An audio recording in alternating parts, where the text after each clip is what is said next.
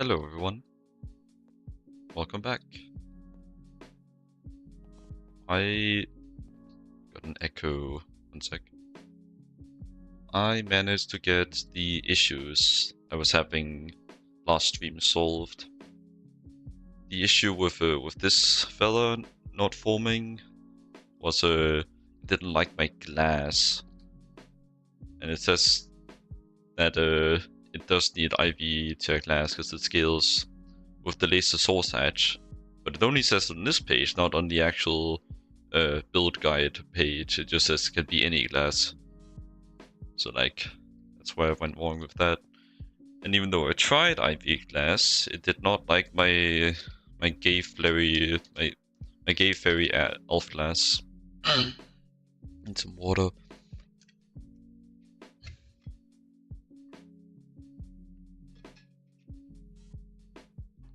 So that's that.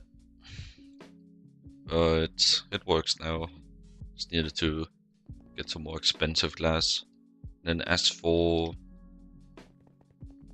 my concoctions, the drop of luck, these fellas. It says they need 1800 power in that, and in this it says they need 5000. But in reality it needs 7000. Everything else was correct. And I actually managed to salvage the brews that I still had saved up in here. They just completed the craft after I made this expansion. Now up to 9000.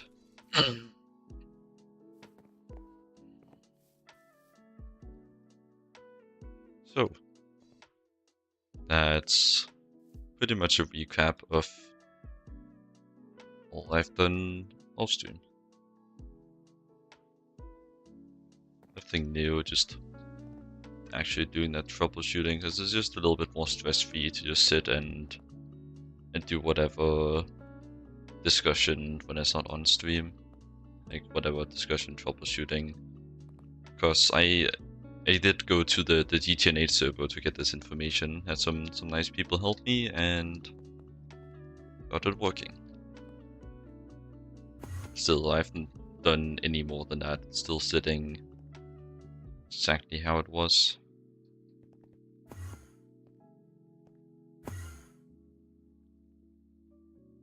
So let's get some interfaces on this guy, but first the power.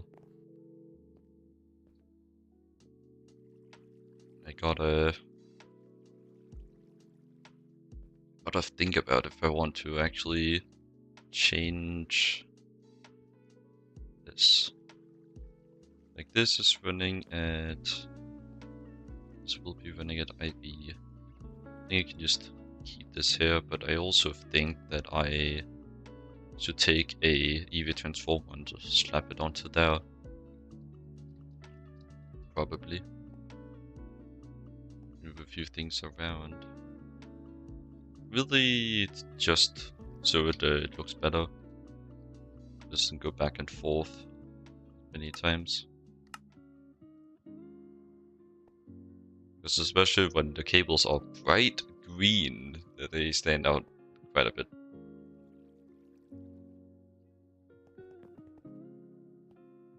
Like even though I picked the colors for the cables, I also didn't really pick them because I just based the colors off of the superconductors, for the tiers that had superconductors.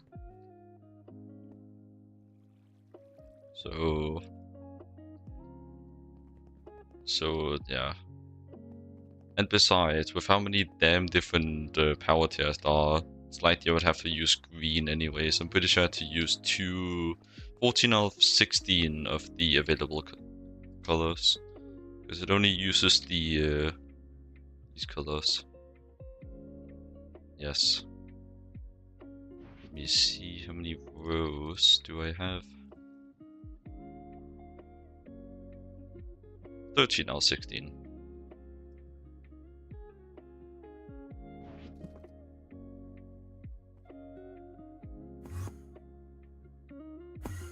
Okay, there's disconnect.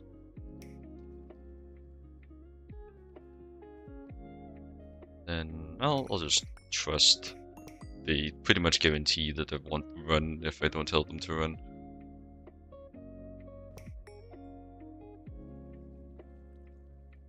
So I'm not gonna trust the transformer getting placed correctly from the beginning, especially when I know it won't. It always places facing you. Well, the input facing you, or more precisely, the because transformers are set up that they have one side that's like the input, all the other sides that's the output, but it can also be flipped. But when you place it, it's always one input, 5 outputs. So saying if input faces you, I think covers the bases well enough. Actually, I have to be like a lobotomy person to not catch that. Just trying to... Honestly, I don't know why I would try to cover all of my bases and then insulting the people that I tried to look out for, in case they were confused. That's... should have thought that through a bit more. But alas, still likely not any people here 6 minutes in. I think I passed this time.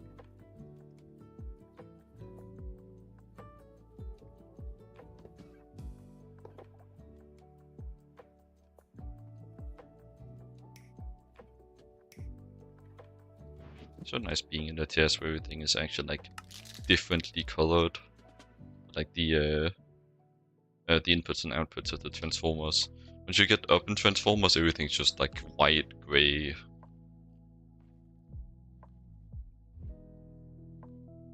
So, yeah.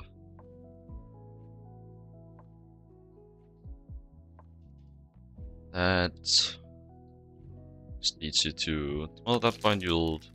Maybe it's because they expect you to just like know what you're doing a little bit more there, but whatever vultures tier I'm in, I feel like I would still want to be careful, especially if I'm still continuing to go explosionless. Like the upside of going without explosions is, well, naturally the lack of explosions, but the downside is the ever-increasing stress that you haven't had any mistakes to learn from. Maybe that's just me.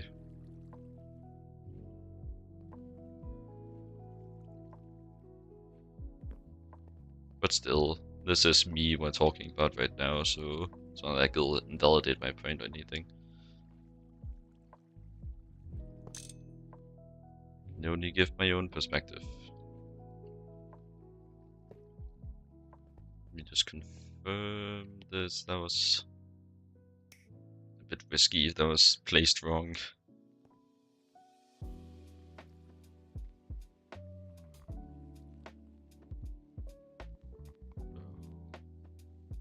UV to IV, IV to EV, IV to EV. Damn, my throat is dry today.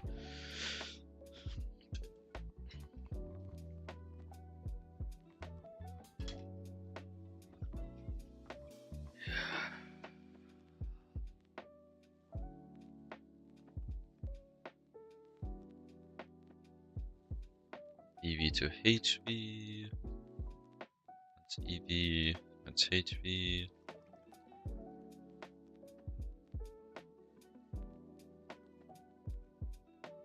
Yeah, that seems good. EV to IV. To EV. Yes.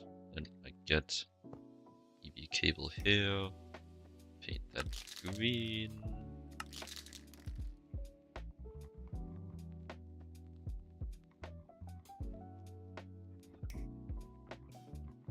Power sorted.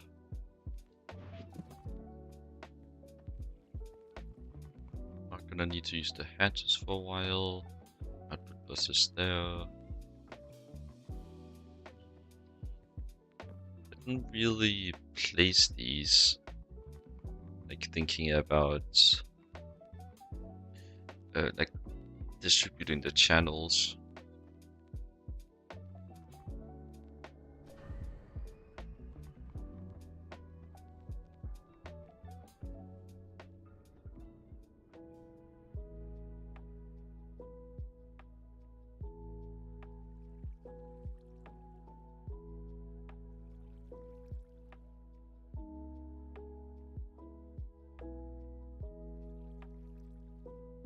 First of all, how many channels do you even have?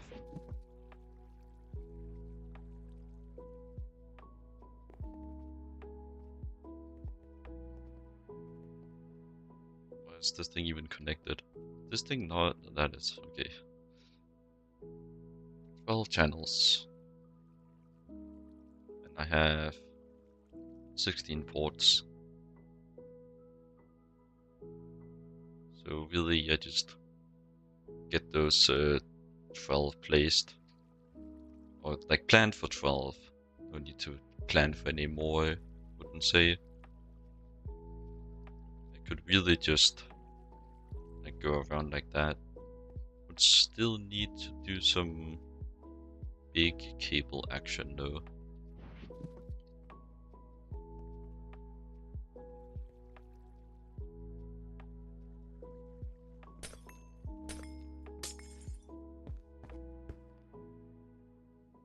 Can you connect directly? Yes. So really, I just...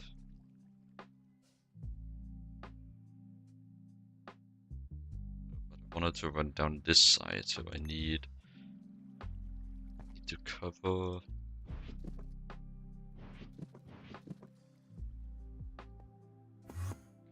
this.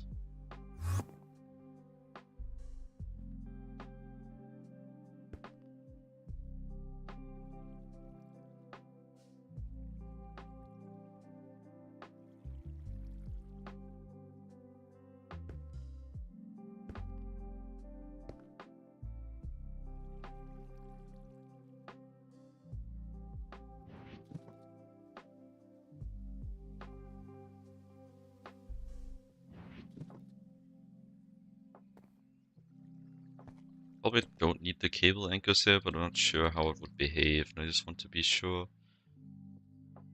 Because then that's powering... Actually, each can carry 8. So really, like with it being a snake, you would need this. I would need... be that. And always just place the interfaces just to test that it has to reach, and then remove them after. Which I think I might do. Give me 12 of these.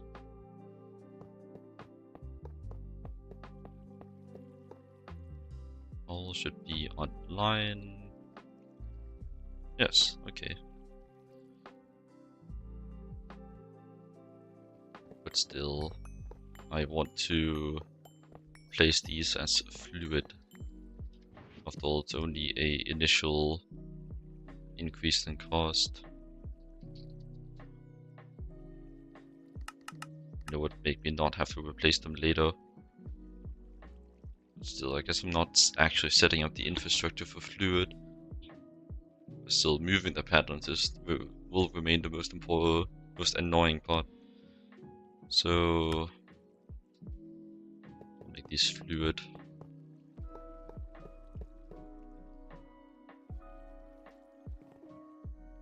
Oh, that's a server restart. Always a bit of an awkward time to stream.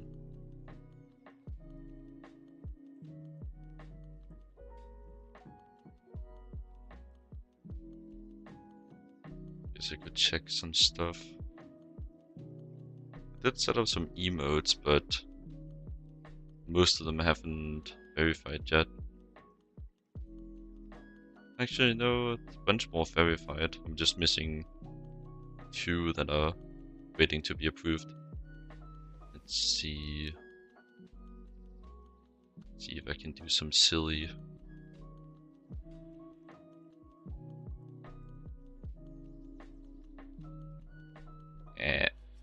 Meh. Funny. Can even hit a plink.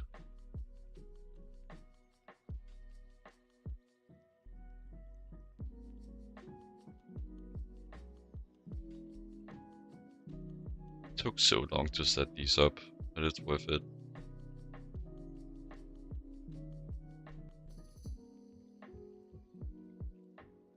Really, it is just an investment too.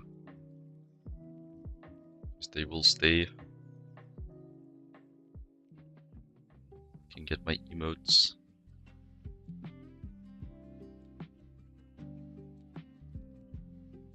Too bad I can't actually make any animated emotes available to only followers.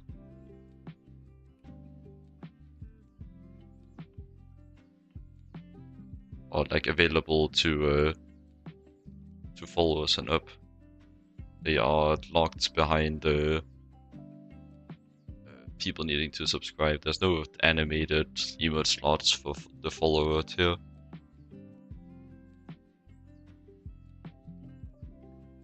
Perhaps if I get more slots, some of them will be the follower category, but no. Perhaps I could also... Yeah, like maybe I could just...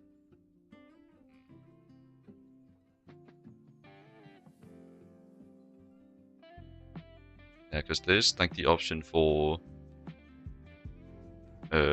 unlocking an emote with channel points.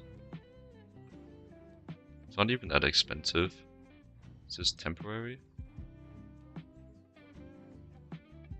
Well, I can't really see it from the perspective of a viewer, I don't think. Oh, well, enough dilly-dallying. The server should be up again now, I think. Why did I see a creeper in my ceiling? Well, guess I can stay there.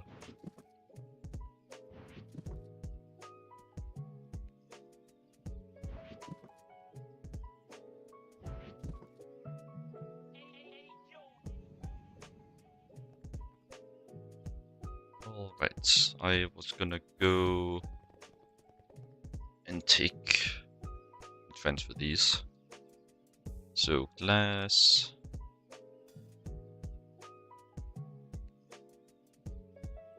I should also set up a naming template. Because you can copy paste into the box, you can copy paste from it. So I'm just setting up in a Google search bar. A large PLE.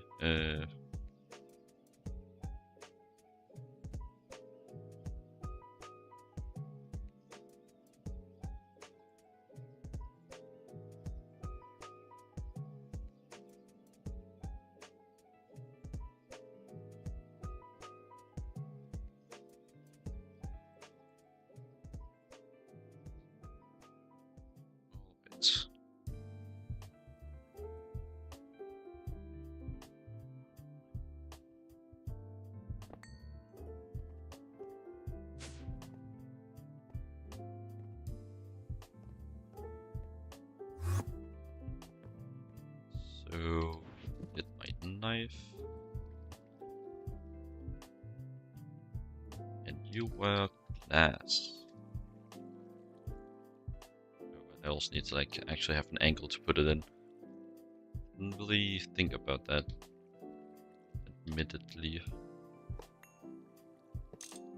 It means that I gotta wait with placing all these.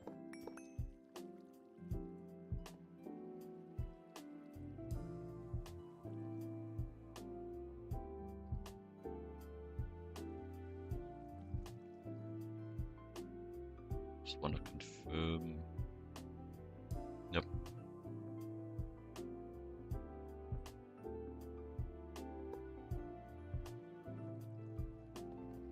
Alright, just gotta do that some more times.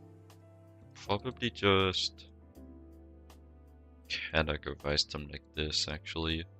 Because most of these only have one recipe anyways.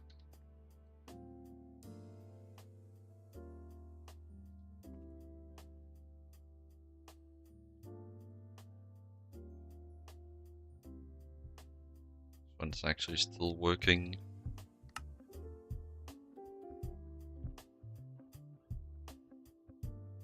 This is slowed down by autoclave.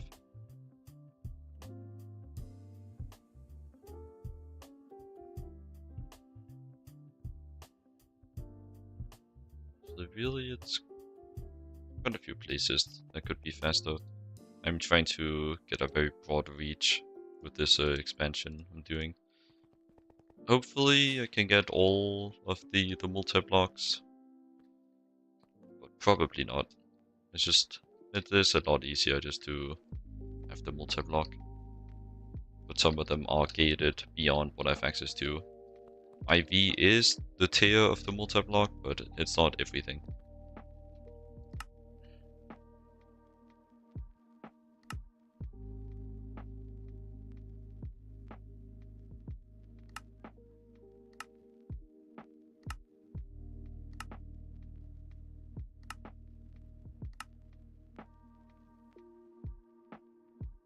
Like the autoclave is locked later, and the circuit assembler is also locked later.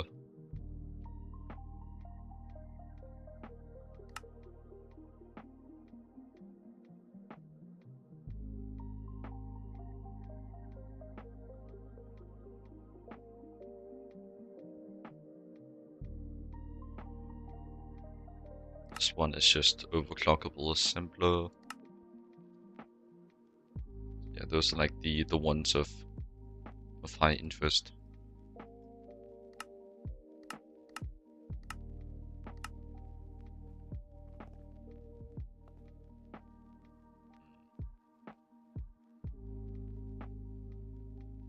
Well, it's not like I really care about the little scraps anyways.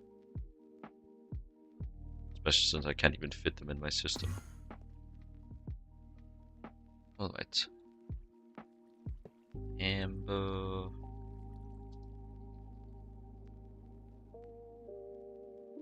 And green sapphire.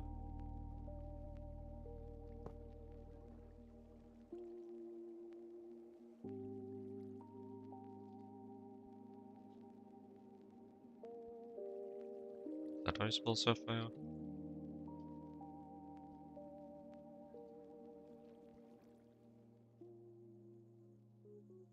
Two P's. The other one looked a bit wrong.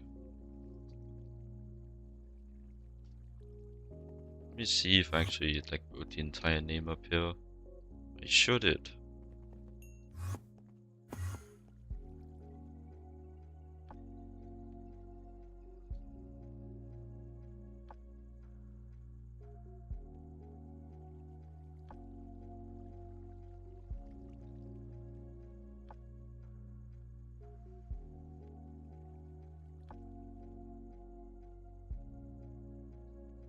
Just doing my little paranoia checks, don't mind me.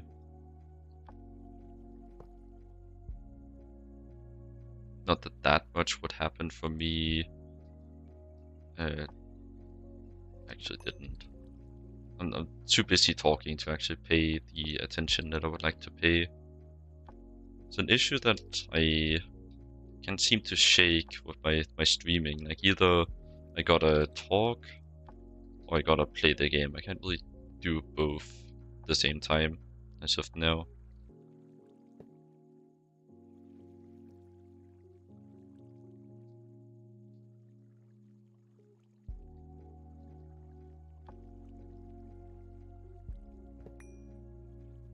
So you can see a bit what I mean.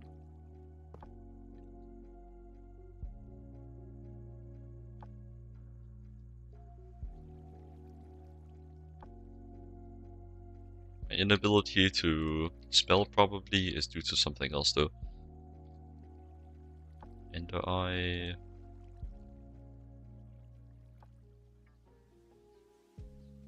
But most likely my inability to spell is just due to not having had enough practice. Maybe not even, just simply not being warmed up if I'm lucky.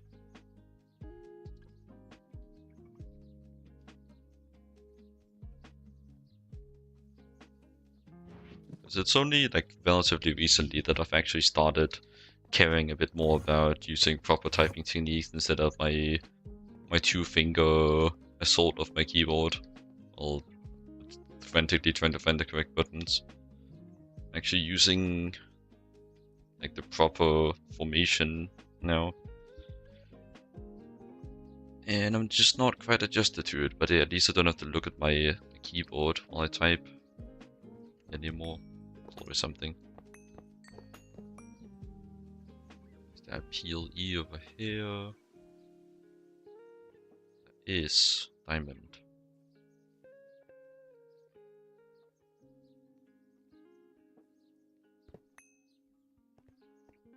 And what are you doing?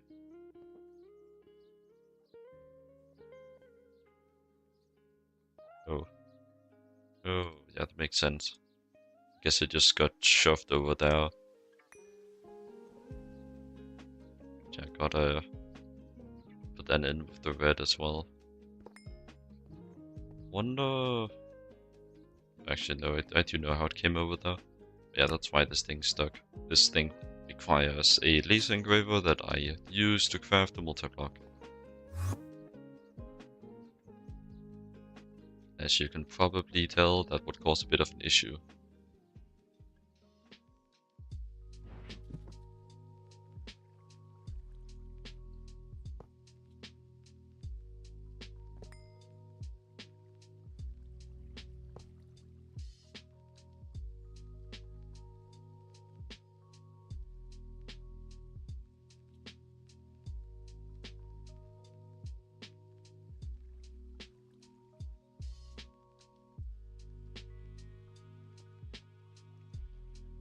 Did forget to put it in, but I can just go and access it from this side, because this, like, open. Well, it doesn't really matter that much, because it's not gonna run until I turn it on, naturally.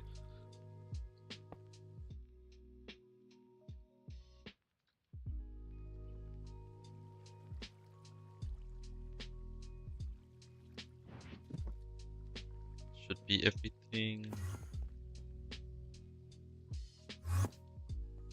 Power's good. It's a bit too scary that it's just gonna start running immediately, but I guess it has to run for the first time at some point. So here we go. A little animation, that's cool.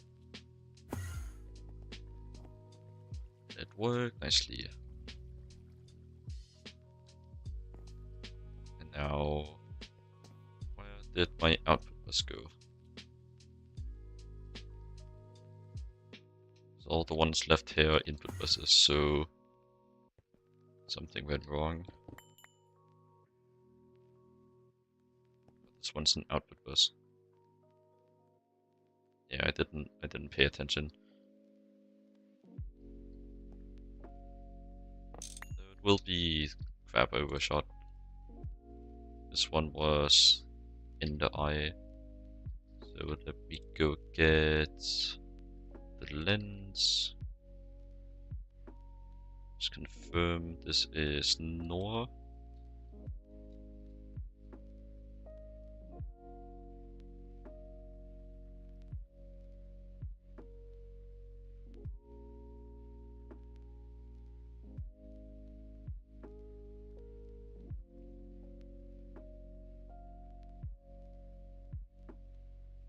And that used like all types of the water actually. Quite specific amounts. Honestly, it does kind of seem like I could get away with just putting all of the water in quad input hatches.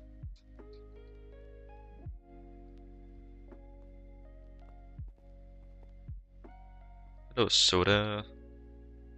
See, you found the emotes.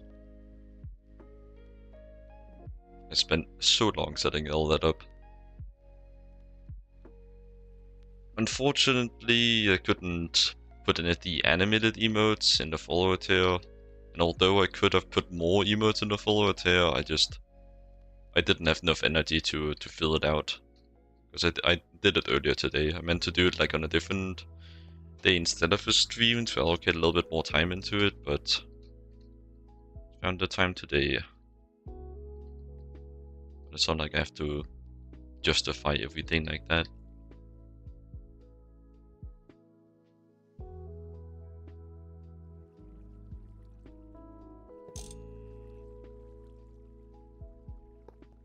don't really... I guess I'll just... I lost my train of thought. I guess I'll just go over the bullet points instead of my... like avoid my unnecessary rambling. That since I set up the emails today, I couldn't set up... well, I couldn't fill out all the slots. And most of the emotes are in the subscriber tier 1 tier right now. And most of them aren't even verified by Twitch yet, because I set them up today. But hey, it's more. Oh, breaking with the wrench actually keeps the name, that's very nice. How convenient. Don't have to rename it. In the eye. Yep. It's the output bus, so I just get the little item conduit. And it can just output into the far side.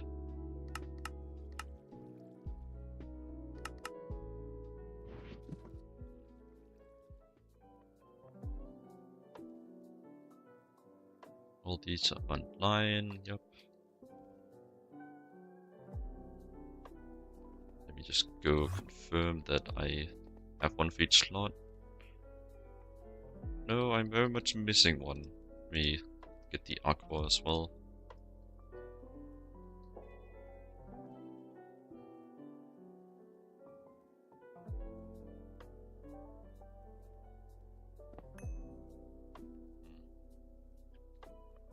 Hope the lag is not from my side.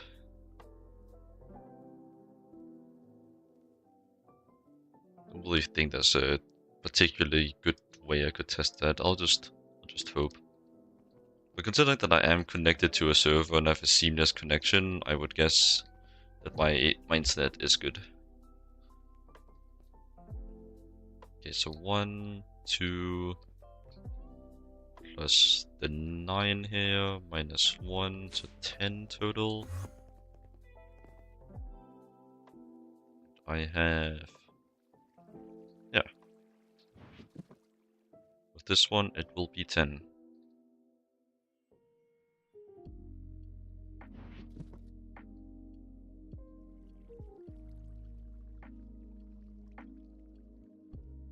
So put in the aqua, my naming tool again.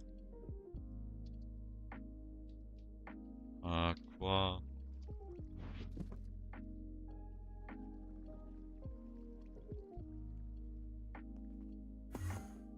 Nice. Everything should be working now. Anything here I need to worry about? Input separation, yes. Match mode, don't really care.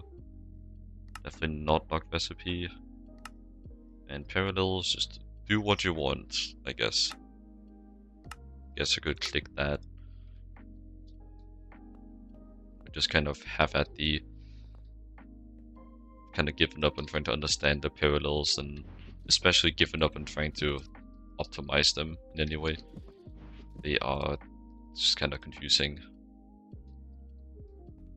Well, not really confusing, they're just coded in a way doesn't actually like do the thinking itself, and trying to think for the parallel to optimize it is just way too much of a hassle. Yeah, this one should be done now.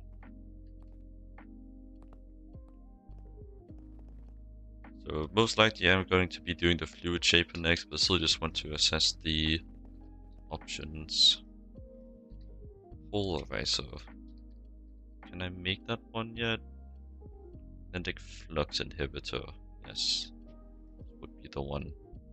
Pretty girthy boy. Another 7 by 7.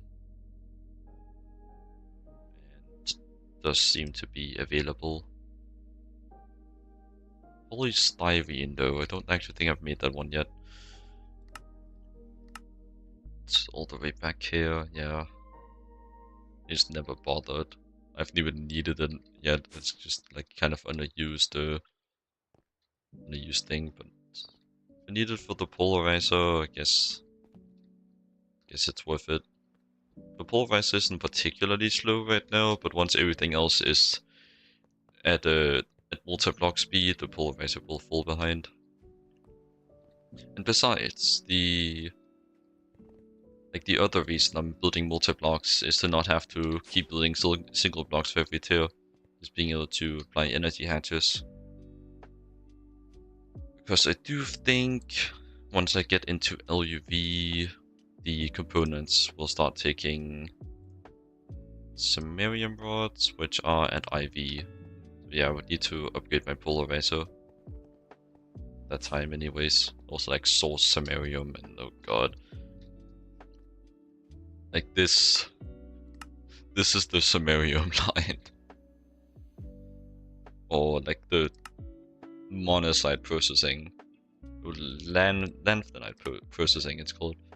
But yeah, this one is longer than the flat line, so yippee. Though I don't have to make the full thing. There's like dirty samarium processing that I can do. And until I have like a full, like a better source of monosite, I guess there's not too much of a reason to build the full FECO.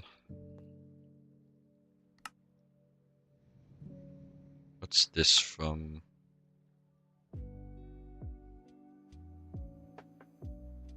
Or inside? I've heard that one before. Hopefully not there. But to get all this from where free, that would be horrible. Can I get this anywhere else?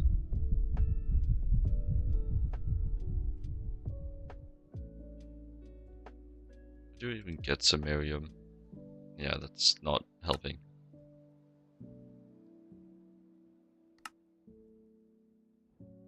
Ratium. Oh. I should be able to get that. So I guess that would be my input resource.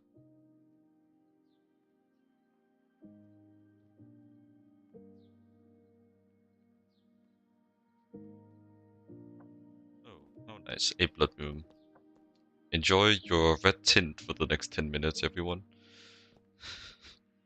I don't think there's anything I can do about it. I do have the power of magic to set the time to night through blood magic, but there's no ritual to set it to day.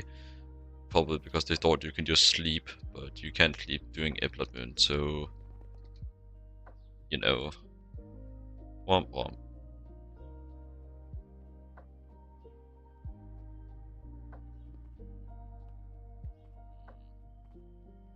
Well, let me continue looking. There's glue solidify that would free up the most, like, in terms of slots, but I think in terms of processing time, lathe is the next. This one is also, should notice, it's IV. Right, actually that does make sense.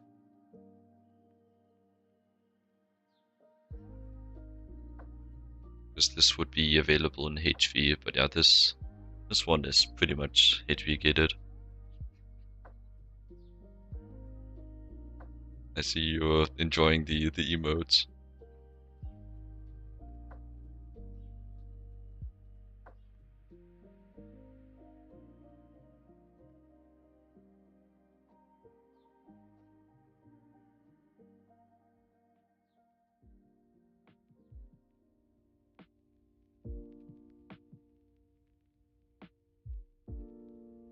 But the main reason I really stopped adding emotes was, well, like it takes a while to like properly reformat it and like cut down on frames, cut down on resolution, all that. But I also just kind of, wait, how the hell did I get over here? Can I, wait. Oh, I'll be right. But I also kind of ran out of funny cat images that I had like at the ready. Yeah, probably just like do that just to get into LUV. Because really, I kind of want to rush the Aqueduct line. It's also pretty spicy.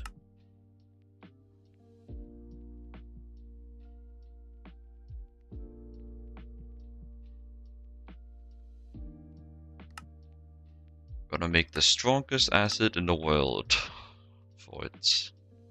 Wonder. Oh. Okay, so I don't need to make tier 4 rocket yet. This one's locked by the assembly line actually.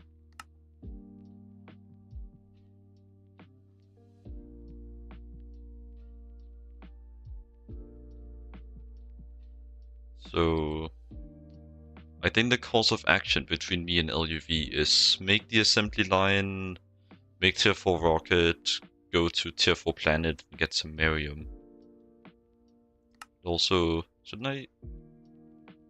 Like, there was more options for Samarium, wasn't there? I think there was... Search by this. Like, there was one on a tier 3 planet. I think it was a Europa. Yeah. Nidox. Even the primary. It's gonna be 50%.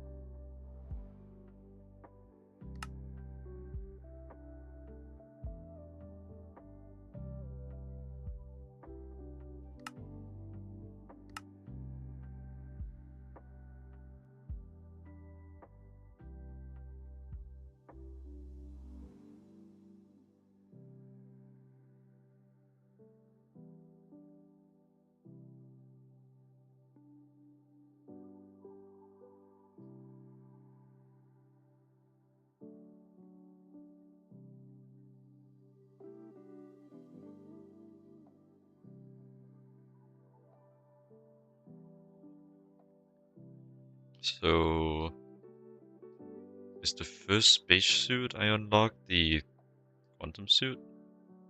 Spacesuit. Stella. I think. Well, it isn't. I don't even care to look further. I'm not making that.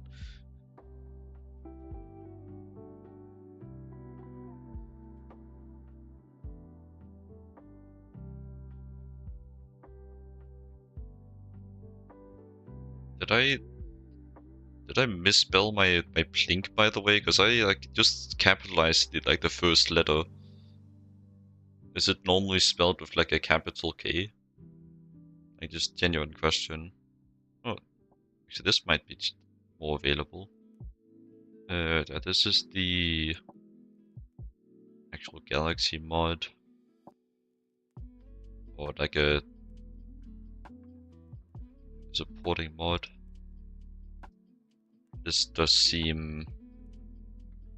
What the hell's dual lumen? UEV. Alright.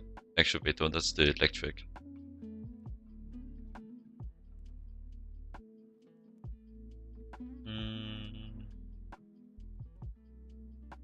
Okay, that's easy.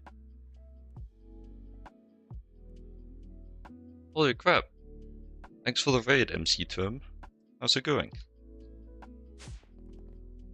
Excuse the blood moon, it's a bit red.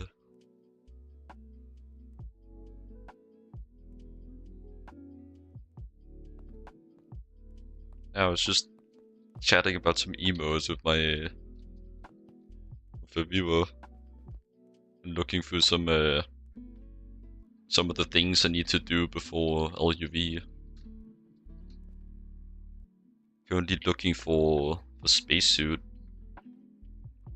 Like spacesuit options. And which one is the easiest, which is a bit hard to tell when there's this many options. If I can, I'll probably just make the quantum suit. Ropes at the stratosphere.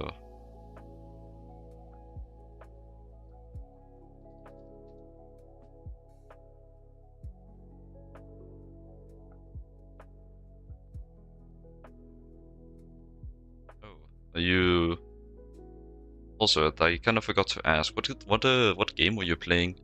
You playing GTNH? Or do you just like have a particular interest in GTNH fellas?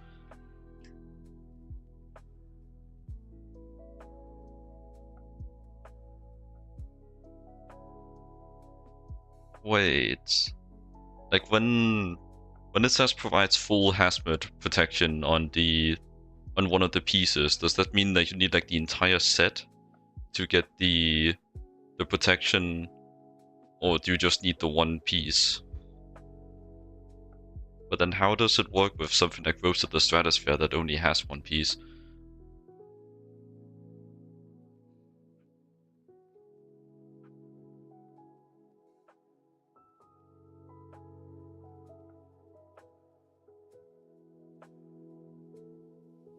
Oh, I see. So is there like a set called Stratosphere? No. What mod is that from? Atomic Tinkerer? Oh, I see.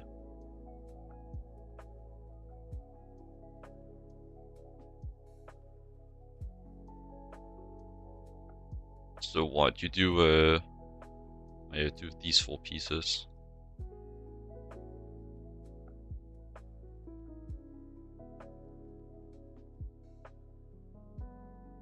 But still, if I can, I'll still want to make the quantum suit, I think.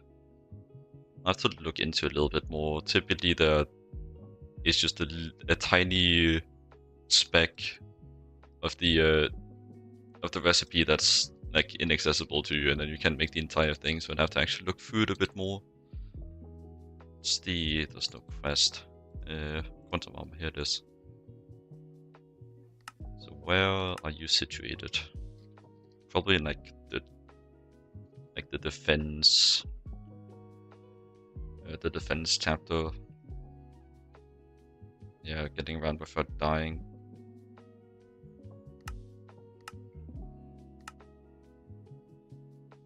Someone was here.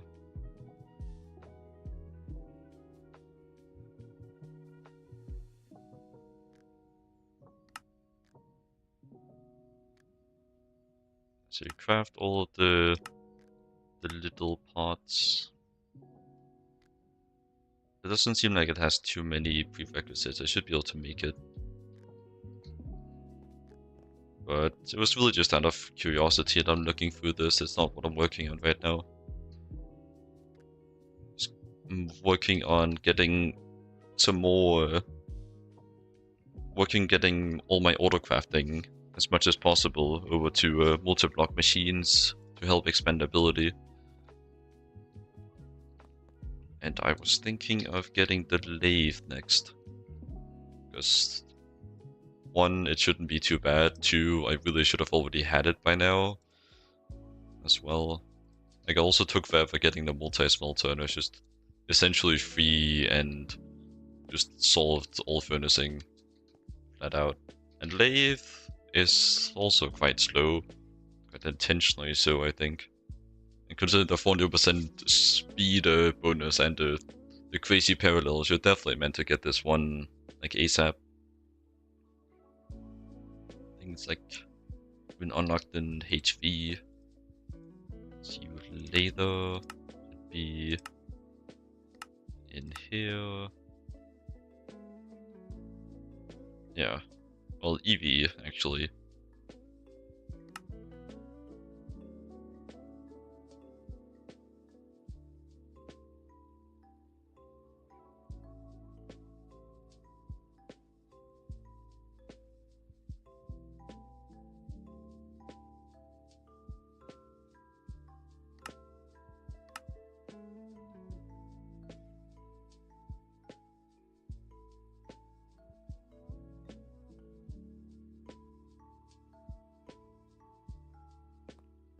Well, still, like, even if I don't use it that often, like, just even in this expansion itself, just like getting the getting rods for AA2 stuff is one of the things that's slowing down my crafts by even a little.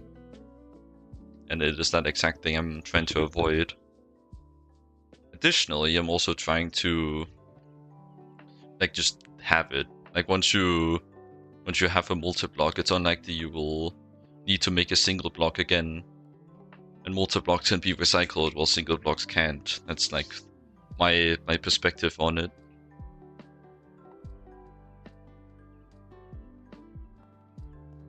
But like I know in terms of sheer quantity, most of the recipes you're doing are bolts or screws, but all the other recipes are rather slow.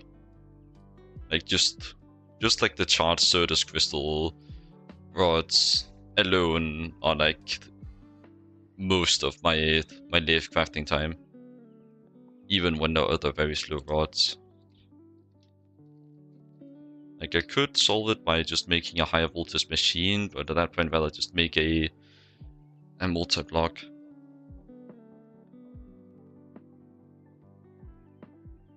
And even better, if I could integrate automatic packaging of the leftover dusts as well.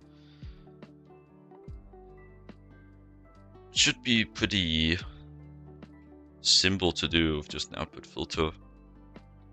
Yeah, I guess I'll just start counting up all I need. It should be pretty easy to do the planning here, because typically with multi-blocks I'm a bit scared of like overcrafting the casings. Because I have like a philosophy of trying not to be wasteful, but with these, like, these are just straight up recyclable. So I can just like make a stack and have that be. It was the pipe casing that determined the parallels. Had a few options. I'll probably go for platinum.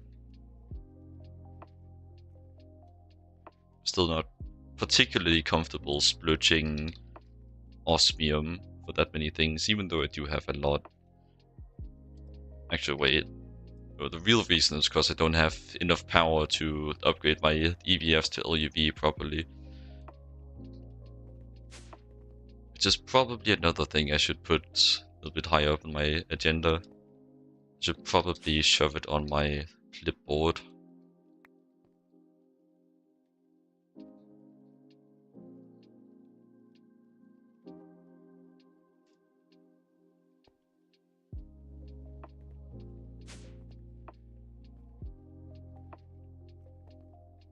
Yeah, passive system would also work. But I still, like, even without looking through the lathe recipes, I still think that I would have to be in a situation where I would be forced to build this eventually anyways. And like, it's probably gonna be cheaper.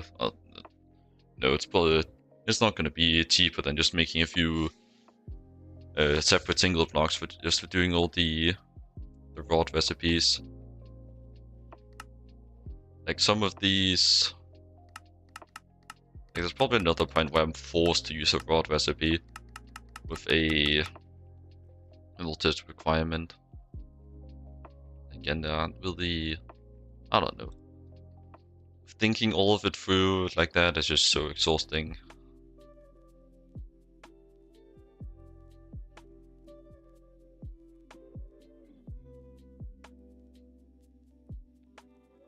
The time it takes to think, I could probably just get the multi-block built anyways.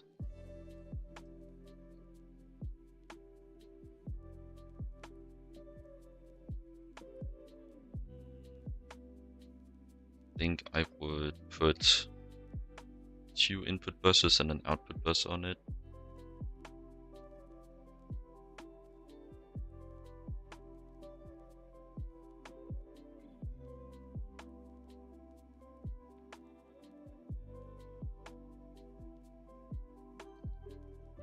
Because I'm still kind of wanting to split up my interfaces, not really just for expandability, but because based on my understanding of AE2 at the moment,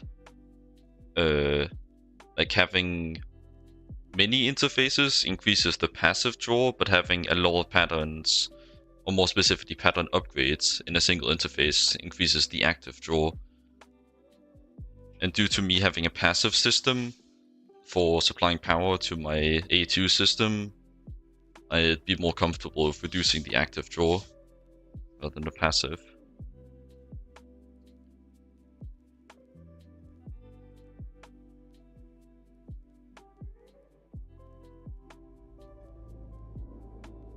See ya, Soda. Have a good whatever you're doing. Just copy that directly off that.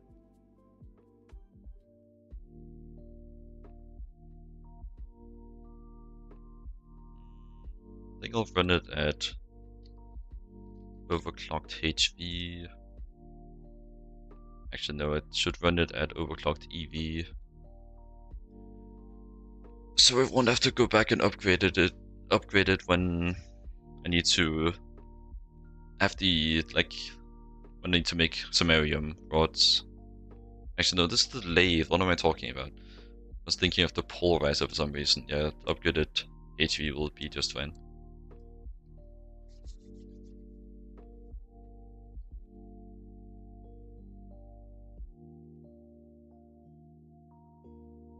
Should be all the parts.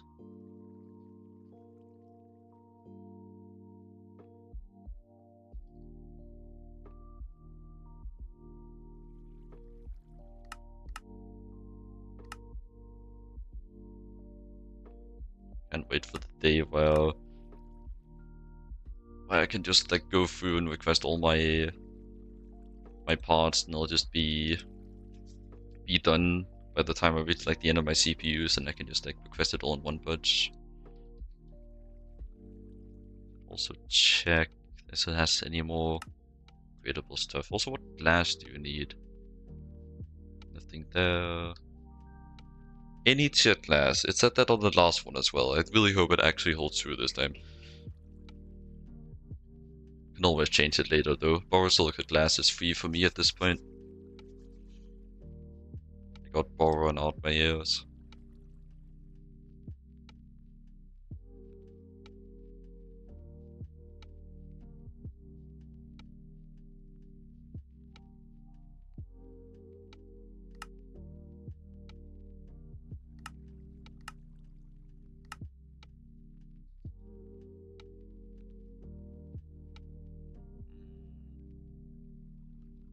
Guess you can place it there.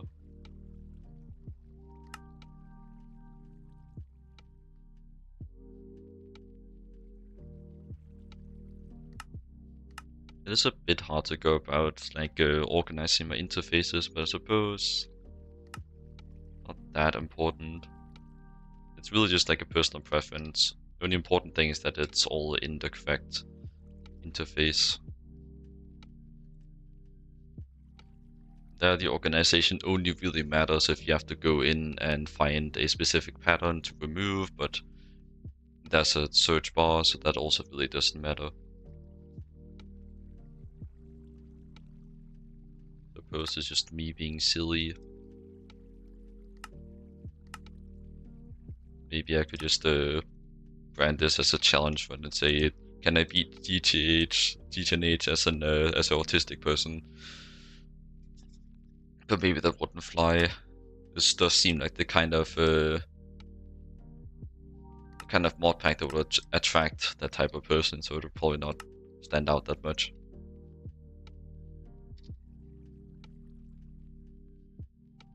Perhaps it's...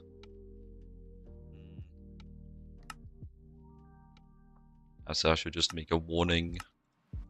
But then again, an autistic person can identify an autistic person easier than a normal person could, so probably don't have to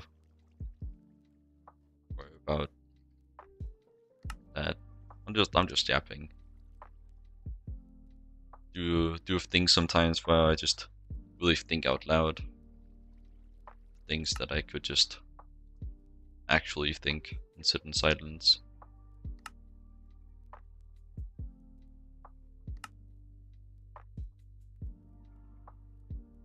Nah, I'm gonna set up a pattern. I have slots. And if I don't have slots, I can just make more slots. I kinda gotta wrap my head around that mentality.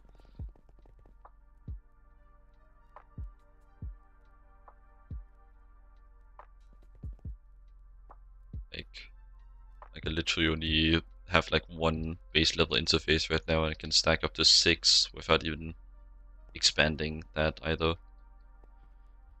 So I don't really know what I would be worrying about. Should probably start some of the things I'm setting up as well.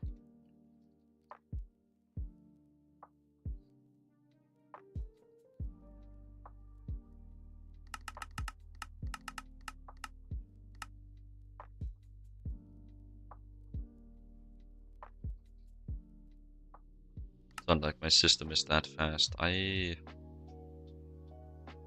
would expect to have that actually. Don't my current circuits need that? Hyper reinforced epoxy resin sheet. Is that the thing? Or was like maybe different? No, no, it is this. And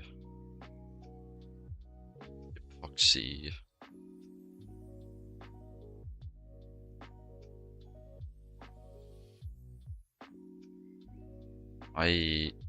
Have I just been making do with a backlog this entire time?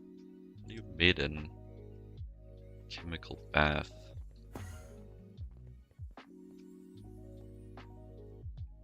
Do you even have my chemical bath? Yeah. What? It's literally right here. Why can't you request that?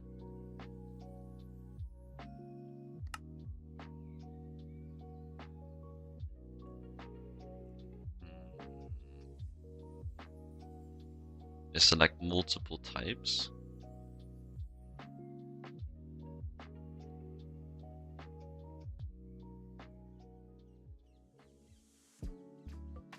Or is it... Actually, it's probably because it's disconnected. Yeah. I just had that realization that I probably check the other spots as well. All those are unused. Everything else is good. But yeah, that would be the fault here. I did a silly...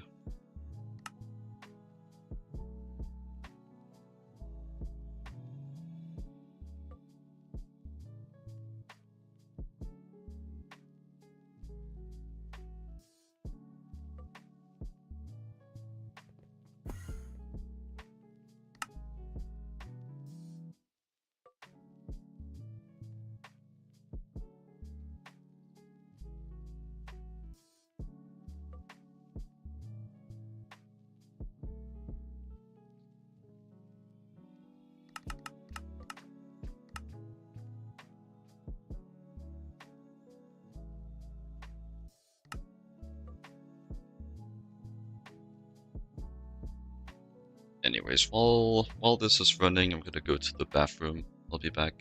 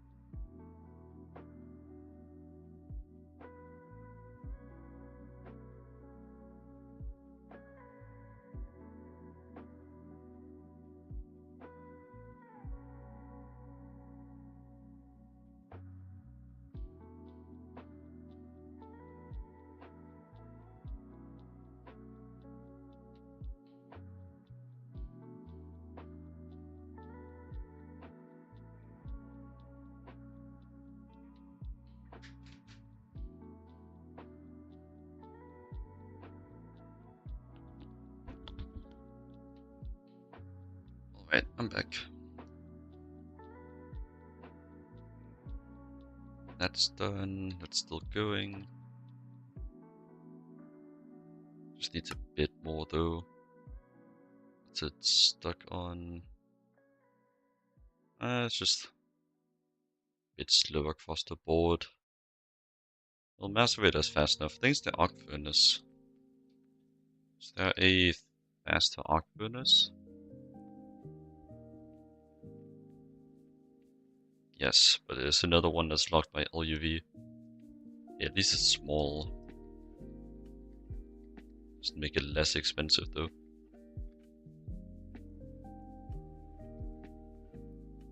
This isn't that bad though.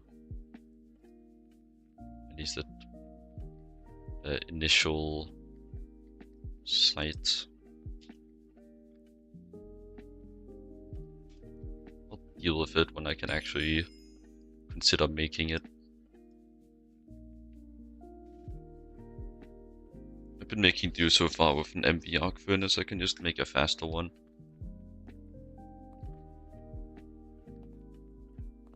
I think like most of what I'm using the arc furnace for at this point is just glass. Like I don't really use anneal copper or wrought iron particularly often.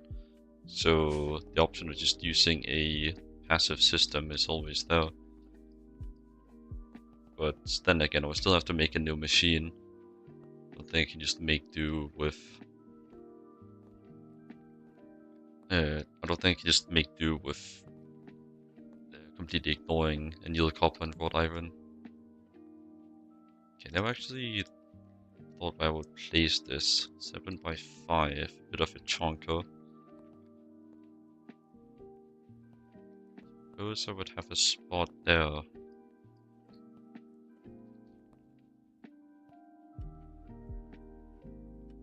Even a spot here. How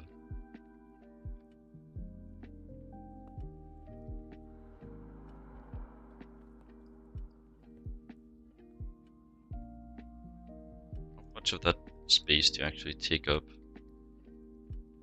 Not that much.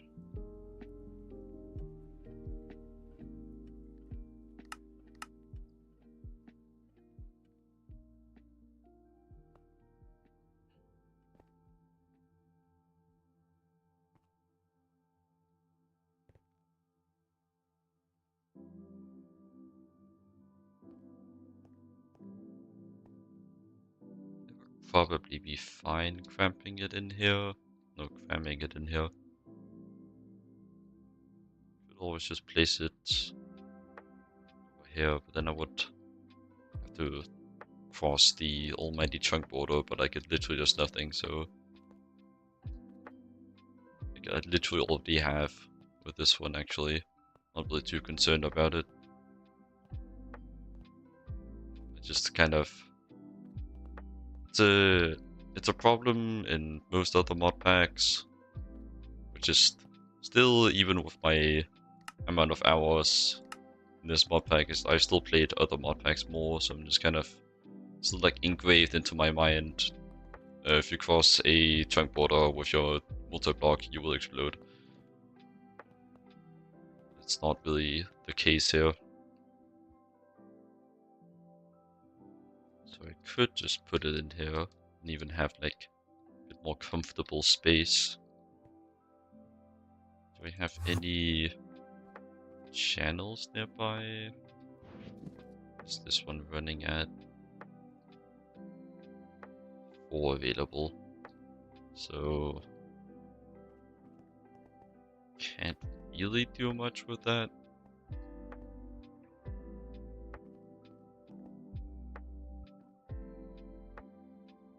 I suppose I'm only needing 2 channels. So really I could make do with that.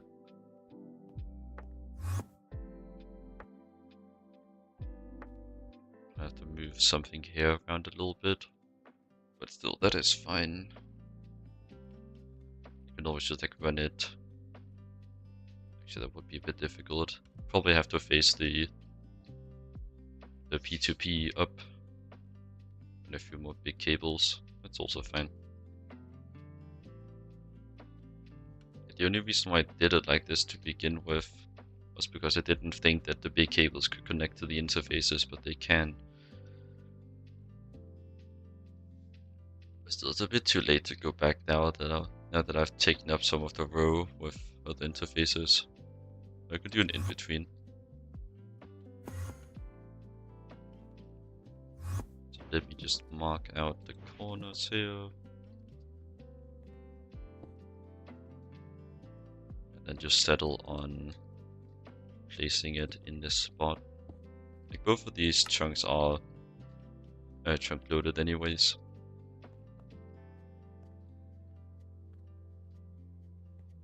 Not gonna void a recipe.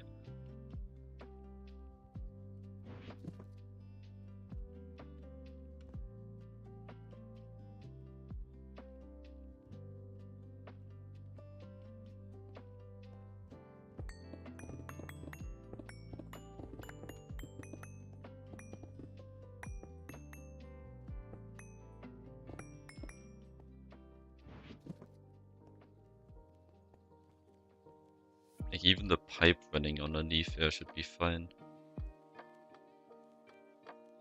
The starters, I should probably just build the multi-block and then go from there.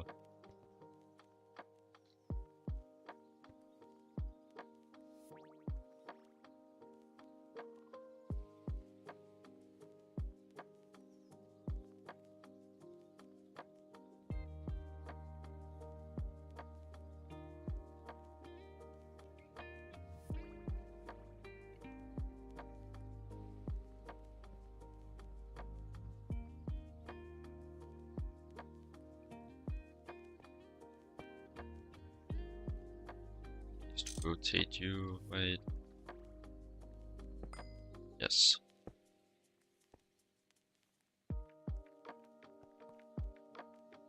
And I did check that the entire bottom was eligible, so we'll just the power on this side. Then what was that row? Just planning to shoot it down this here, so I'll put the input buses like this and the output bus adjacent. Maintenance hatch. I can just either put facing up next to the controller or one of the sides. The sides are eligible, right? Yes.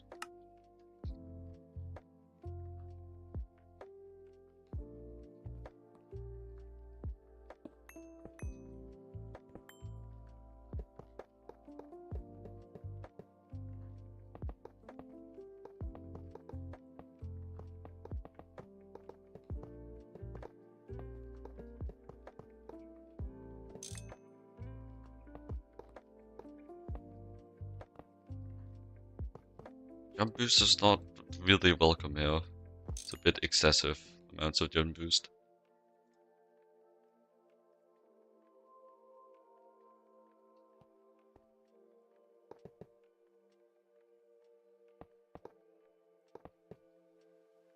I forgot the platinum casing, the platinum pipe casings. Did I set up the last stage of pattern? I did, I just forgot to request them. Here I thought I was looking closely, but alas, I still overlooked.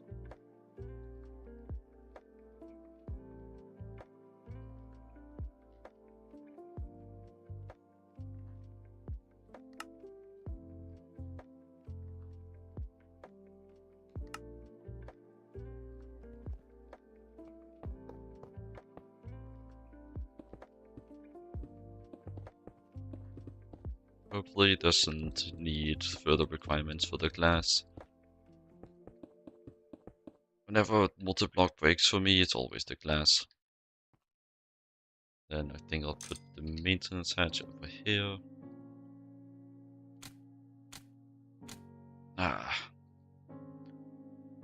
Well, let's double check.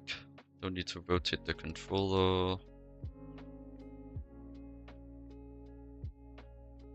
It's got energy hatches, got the correct casing. So when it has a higher tier of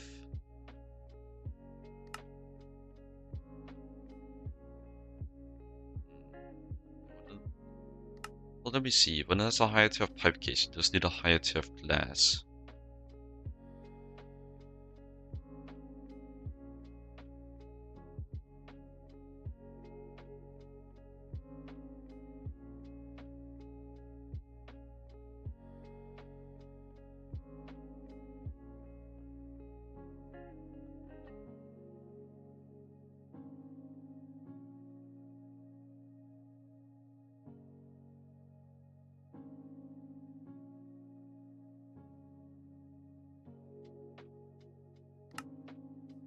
Hmm.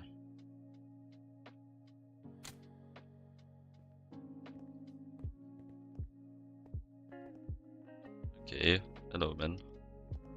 You're going in the jar. It's actually aggressive. Doppelganger. I guess I went up a warp stage.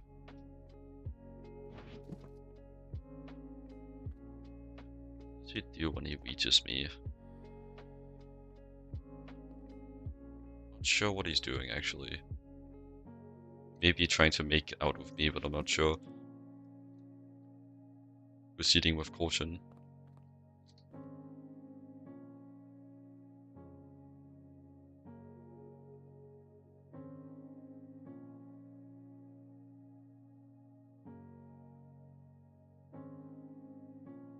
It doesn't say anything about glass. Like, what else could be wrong?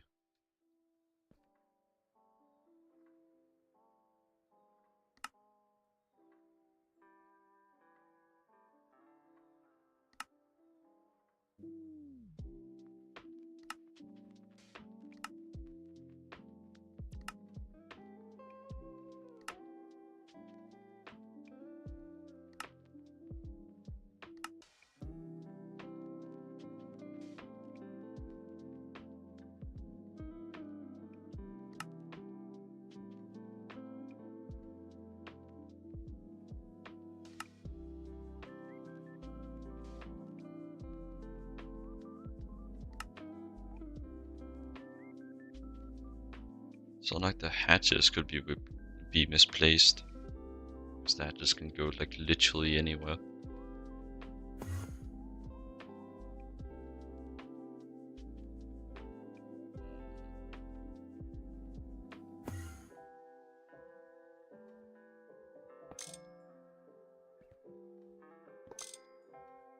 I guess I'll try anyways. Kind of what I expected. Let me just try with higher tier class. Hopefully my gay magic glass can actually work this time. Because making like the upgraded borosilicate glass is just very expensive and it takes a very long time to craft.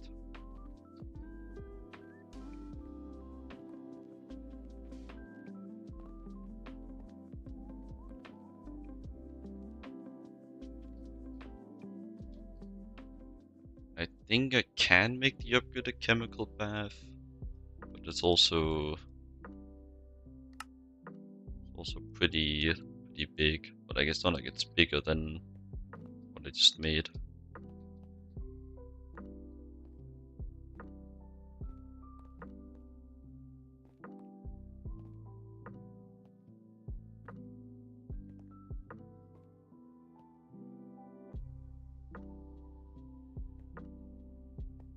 This one doesn't.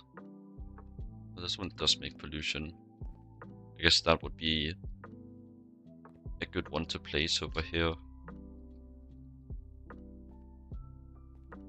Because even though I didn't consider it at the time, this is a pretty damn good spot for the positioned lathe, because it doesn't produce any pollution, so it's good for a chunk where I don't have any pollution cleansing.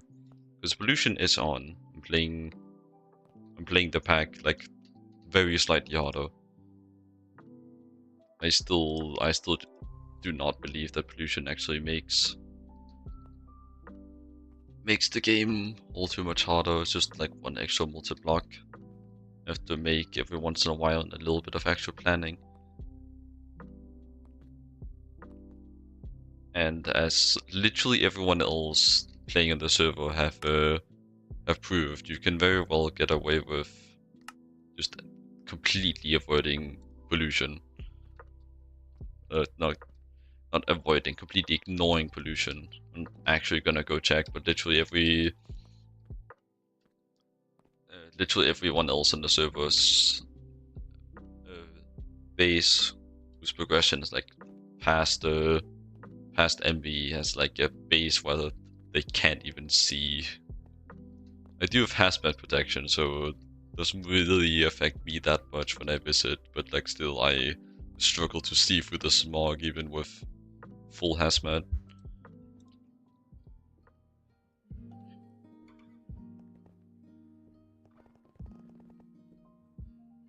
And like considering that they haven't been forced to make the change, like it doesn't really seem too oppressive. How's my benzene looking over here? It's actually empty. Yeah, I actually managed to catch the system right when I was about to black out.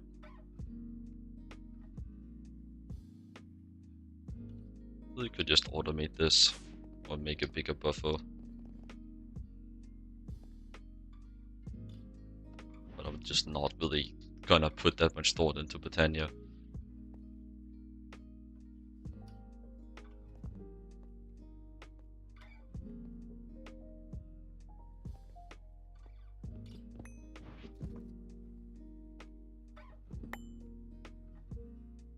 What happens if I mine this? Does it try to mine the casings? No. How nice. Makes things easier for me. Let's try mana glass.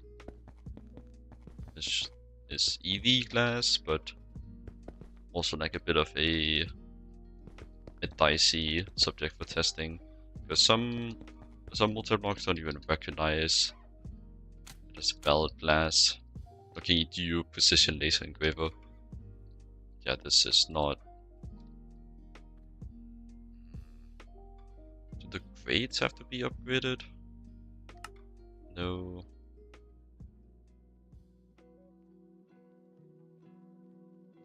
I guess let me see if the multi-block planner has something to say to me.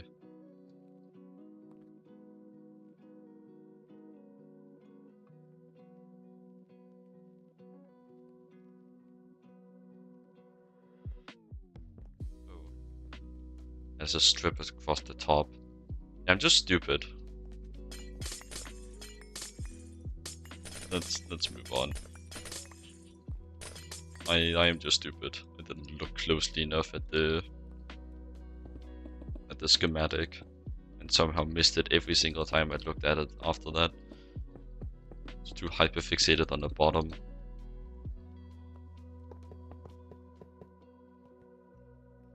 Yeah. Also, as I was expecting, it's the only thing. Biggest hindrance is just my stupidity. Alright, let's just move on.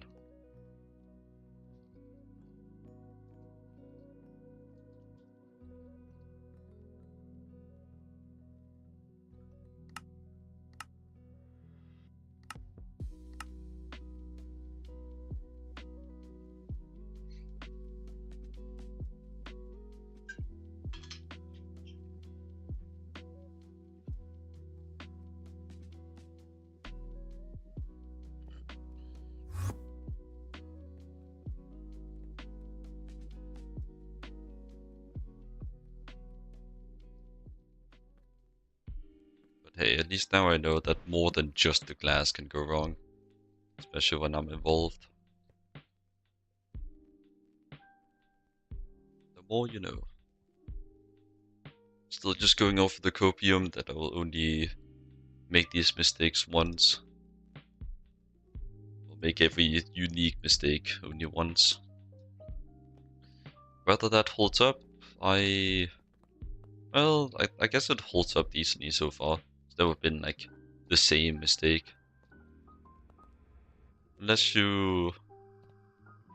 Oh no, it hasn't been the same mistake. I did have a mistake, like a issue with the glass, both in the assembler and on the PLE, but on the PLE, that's a lot of stuff. The PLE, the issue was that I wasn't looking for the glass requirements on this page, because here it says that glass tier determines maximum laser source tier, and it also didn't like my magic glass. But over here, the issue was that I wasn't looking for the glass requirement on this page.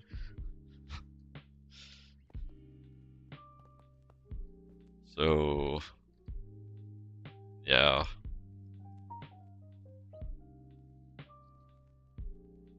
It's not exactly the same mistake. Still be much nicer if things could just go smoothly, but can't have that every time. With enough instances, you will make mistakes. It's just part of being human. Nothing more to really do about it.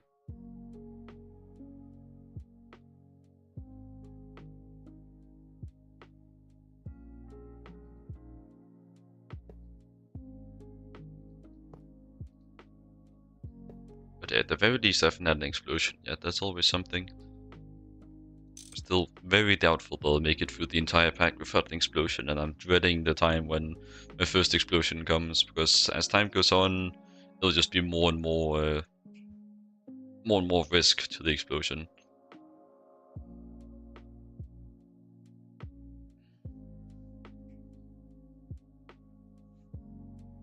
Machines get more and more expensive, but I guess you could also say that as they get more expensive, also get more capable of creating it. So really, if you think those two aspects as like increasing alongside each other and the difference being pretty much the same, the worst place you could have an explosion is before you have auto crafting, because then you would actually need to recraft it instead of just requesting it. So really, like, the only downside to have an explosion at this point would be that I have to like remake a setup. So if it's a complicated and like intricate setup, something like this with this many precisely calculated and named interfaces, this would be like probably the worst explosion I could have in my base. Something like the lathe, for example, I really don't care about. But then again, things also next to another could explode this over here, but also not really concerned about that. The oil distillation setup that hasn't even ran for like my past 400 hours of playtime.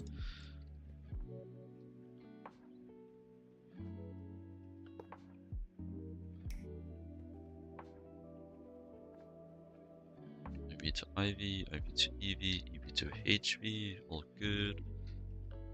Going in the right direction. Yes, LUV. Connect that up. Everything should be good. Do my little paranoia double check. Because naturally I don't want to explode. Double it and pass it to the next person.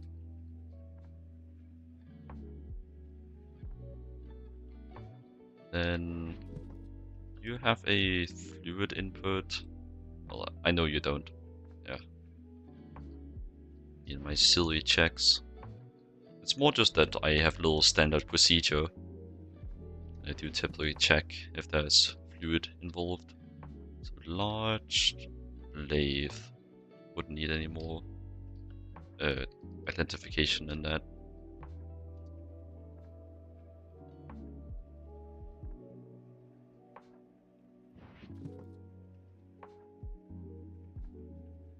And then hopefully if I just punch this thing, it'll keep its settings. Probably for the best, since like it organizes things off of that position in world, not off of like an ID attached to them. So the ID might change if you might change if you pick it up and replace it. But then again, like if you wrench it, it should maintain all of its data. I don't know. There's probably some complications to that.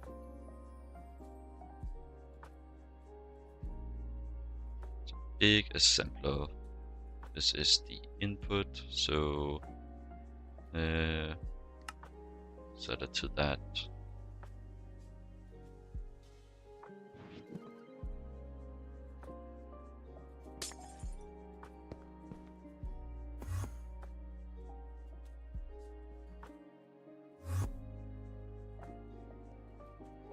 Everything should still be properly online. Yep. Good, good.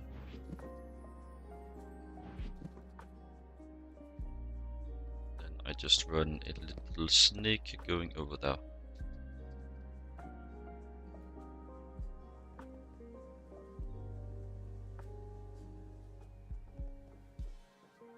Yeah.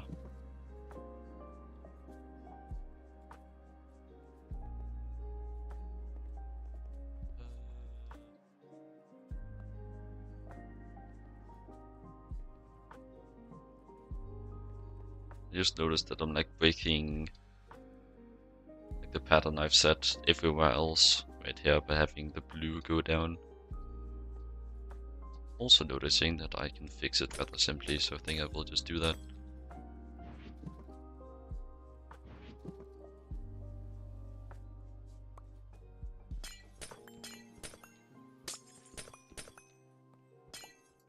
So just had a lobotomy when I placed this. I think that's going a bit far. I just didn't have the specific thought that would have led me to be mindful about this. Actually, I want a cable anchor.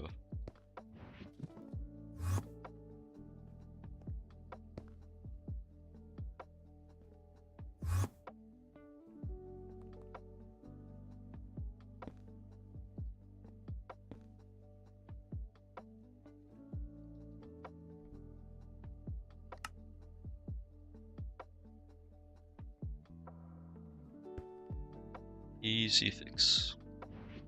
Love to see it.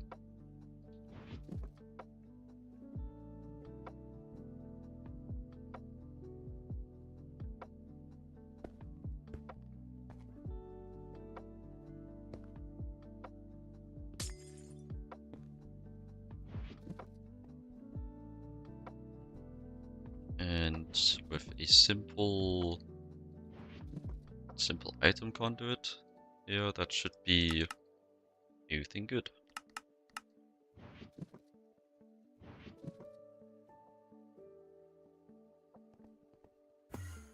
Yippee!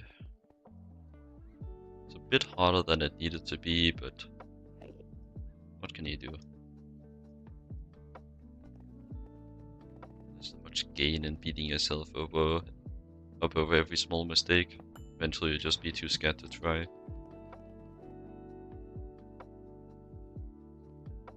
I've learned what I can, so just move on.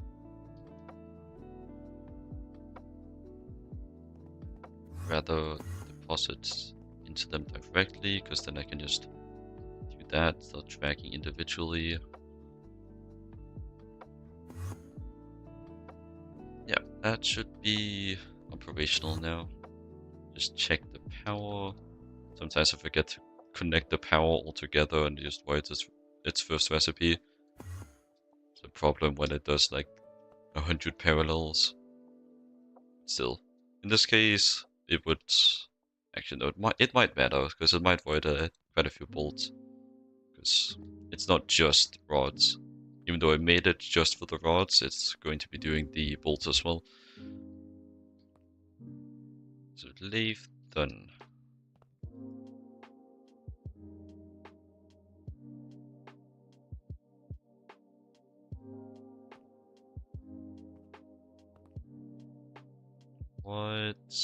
What would be next on my agenda? I guess go up and take another peek.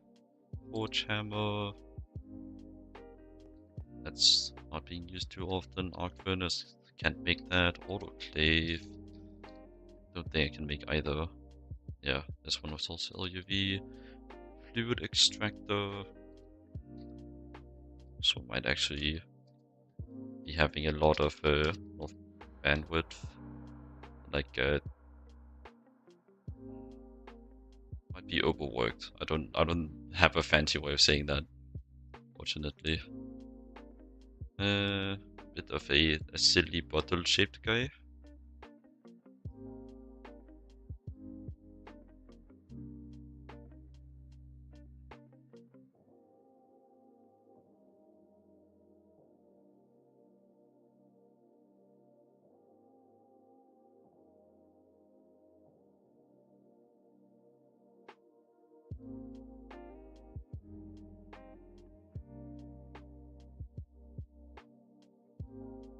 Heating coils. Are those the same as the EVF coils, or are they different? I think they're different.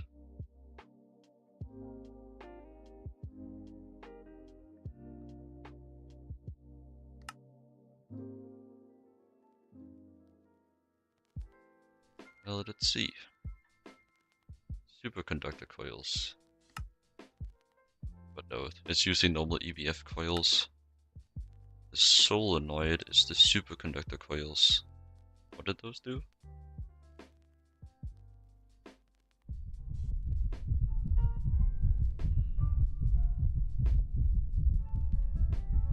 Oh, they're parallels, I see.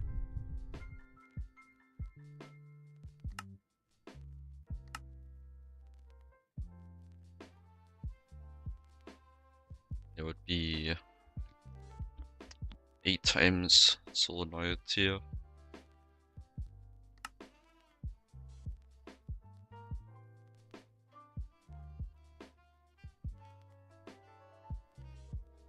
Annoying, but not very expensive. But I'm also not wanting to do parallels. At least not in like the recipes themselves. Because I don't have particularly much fluid storage on cells. And even if I added 5 more, like the possibility of every single one of these recipes leaving like a remainder is just too much of a pain. Like that would be, well, if I added like the extra 25, that would be enough to facilitate the possibility, but still I would rather just avoid it as long as I can. No, at that point only enable it was like the most used stuff like soldering alloy. Even though I think I'm moving into a area where I'm not using soldering alloy, like, oh, I won't be using soldering alloy for all circuits, but I guess no, I'll still be using it a lot for circuits, for stuff like everything below the tier that starts using a higher tier solder. I'll still be using soldering alloy. For stuff like the HV circuit right now, or even my EV circuit. It's easier to see in here. Like this EV circuit is as good as it's gonna get. There's no, if I'm understanding the system correctly, there's no better types of EV circuits. There will be, I think, one more better recipe, yeah, with ASOCs, but like it's not a different type of circuit. Still, my point was kind of going off of that. I wouldn't be using the soldering alloy, and this recipe does use a higher tier solder, so I guess my point doesn't hold up.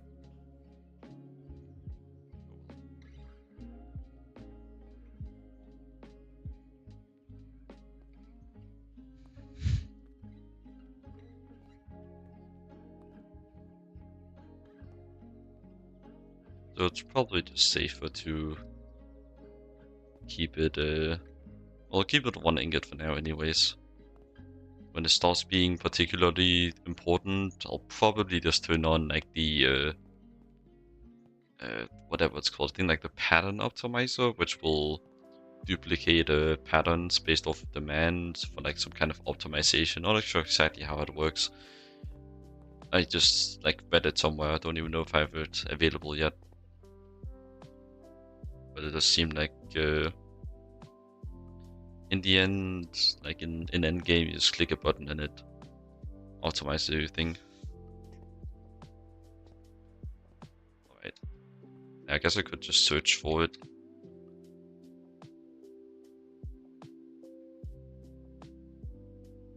If it is this, then yeah, it's quite late. And considering it's like AE2 themed, I think it would be this. So yeah, very late game thing. Does seem to just be a lag reduction thing, so I guess I do have to put some thought into optimizing patterns, but I'm also like kind of going around doing that.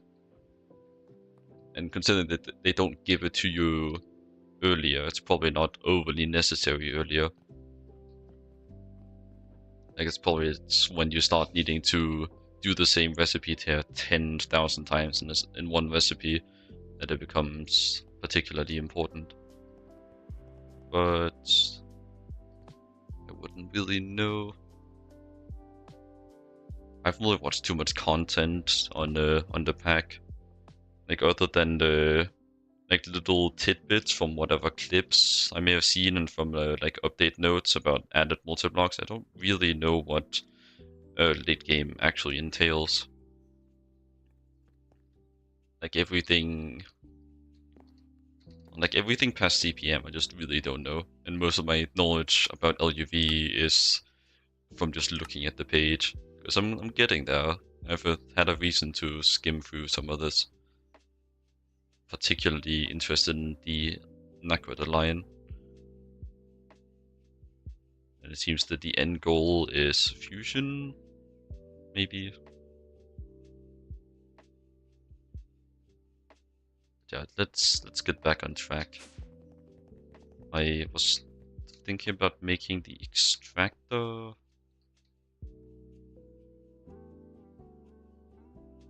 Yeah, it's definitely one of the ones that could slow down the process. But for most recipes, well, there's always going to be a few recipes that are going to be slowed down, but a few single blocks I can't make into multi-blocks just yet.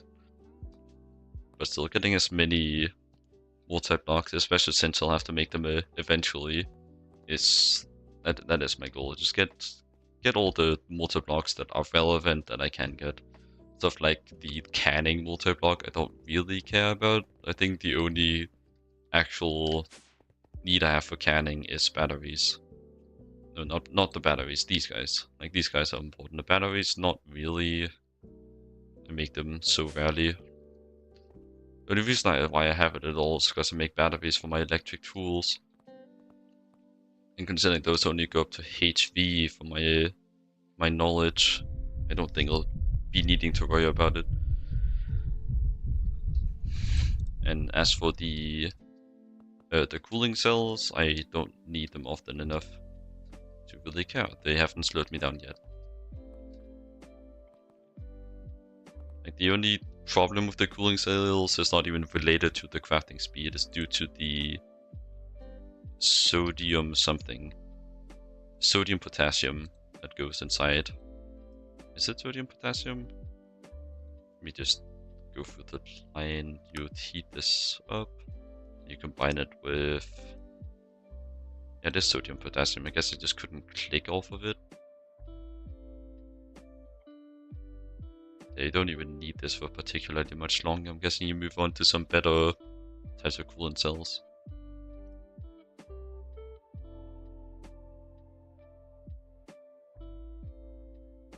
After LUV.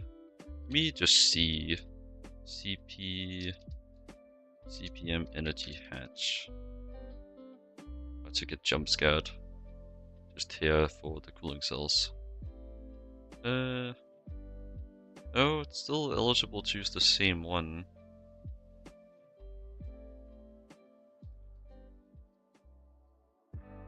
But there are more tiers. I did like that at some point you will have to use these. Like there's even a higher tier of this.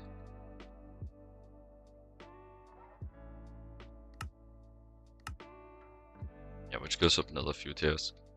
But yeah, I got a bit sidetracked. The only problem with these coolant cells is that I haven't automated the sodium potassium yet, but I'll just make a passive line eventually, right? I'm just manually making it. It's just a bit of a... Well, it's not even annoying, it's just annoying that it's there, but it's not annoying to make. It's not really worth like setting up actual auto crafting for. It's like, so far the fluid heater and the distillery are quite avoidable parts of like quite avoidable to add to the autocraft network. I'm kind of butchering my sentences, but hopefully I'm getting my point across. Let me just get back to what I actually know. Just do my Greg instead of all this yapping.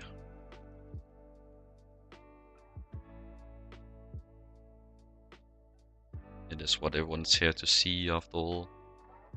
Hate to disappoint. But still, I think it is worth investing a bit into some higher solenoids, because even though it's unlikely that it'll use the parallels, like if it like even if we're not setting it up to make use of the parallels, it might still use them. Like, you do get a base 8 parallels by using the lowest tier, but when it's cheap, like, might as well. It's just extra. Don't think I'll go overly high, probably just tier 2.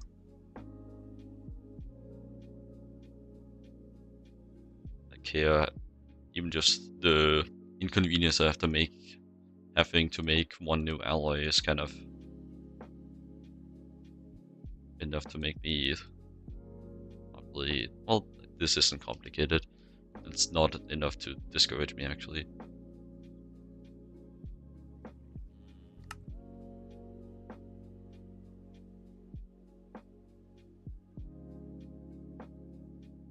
Look, it's a place that actually requires a different coolant cell.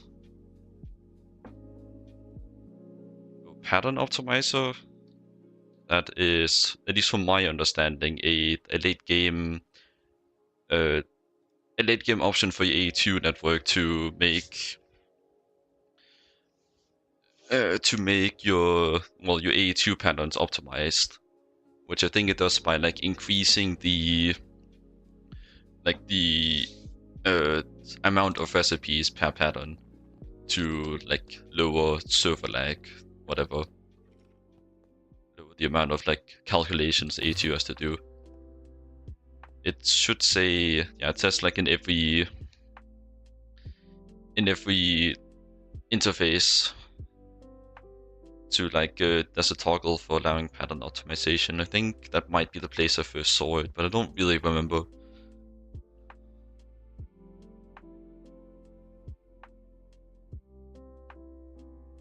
That guy explained it much better. Just listen to him. He knows what he's talking about.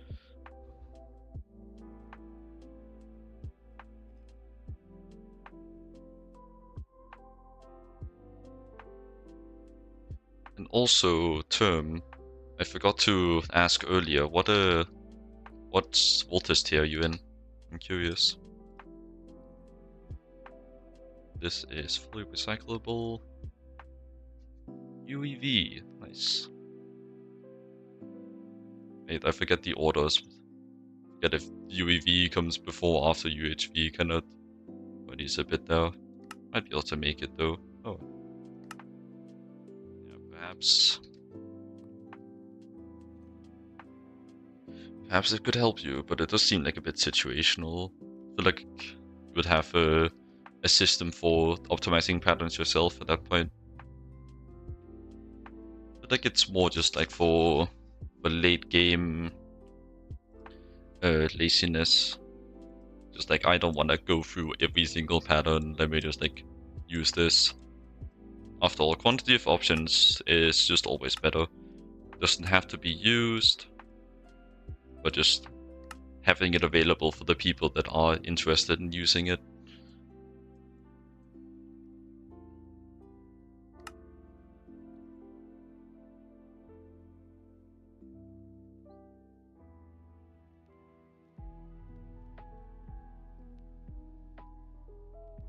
but I would definitely, like, both for myself and like just as a recommendation, I would look into exactly how to optimize the patterns quite thoroughly before you invest in it. Because it doesn't really seem like the thing that has has like settings to it.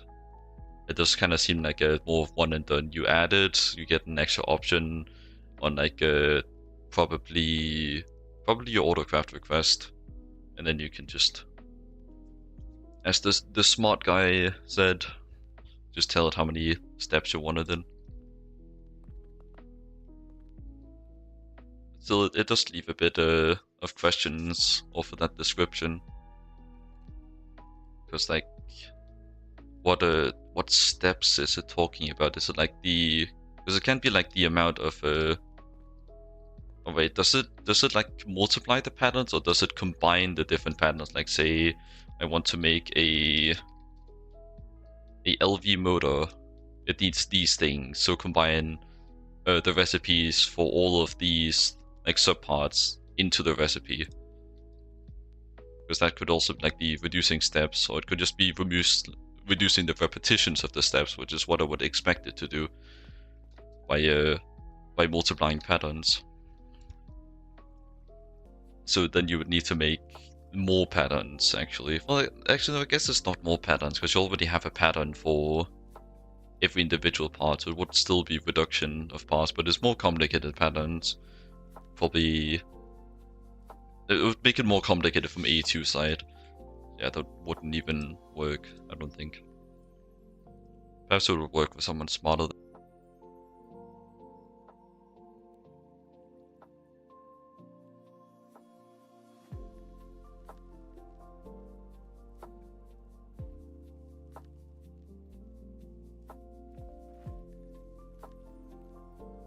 Well, like if you're multiplying it off of like not just general multiplying, but multiplying off of crafting a specific thing, then I don't think it would evenly multiply the patterns.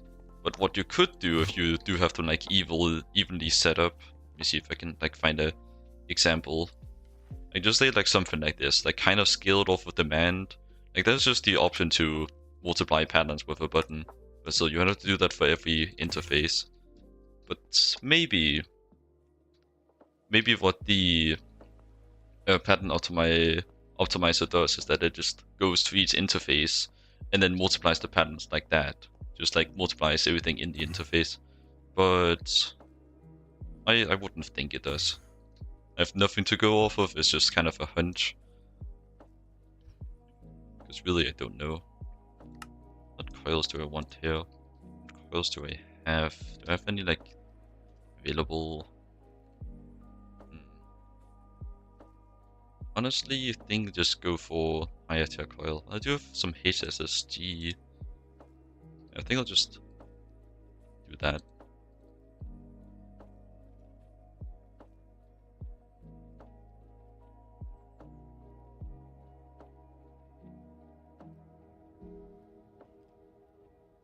This is just a fluid extractor. Why does it even have like input and output buses?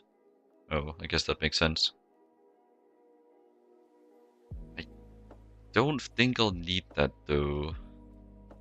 This is more just for like the plant processing, which is like item inputs and some byproduct as well.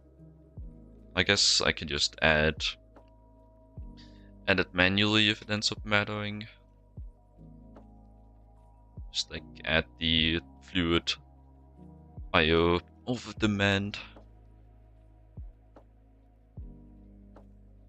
Like once you get up in voltage tier and complexity a bit more, it's basically, well, naturally it need like the item input, but item output, I don't know, it's like, might as well just throw it on there. I'll save a machine casing anyway. I do love myself a cheap machine. A cheap machine makes a happy cisp. But also, like, I have tungsten. I am not concerned about tungsten. I am still getting it faster than I'm using it. That is the advantage of being on a 24/7 server.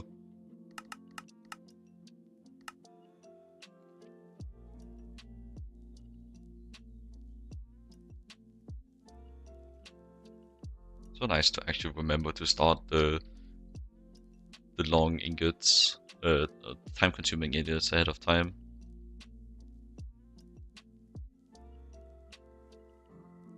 But still, it'll take a while. Let me actually see if I do like 50. Yeah, that's a lot. That's a solid 400 tungsten.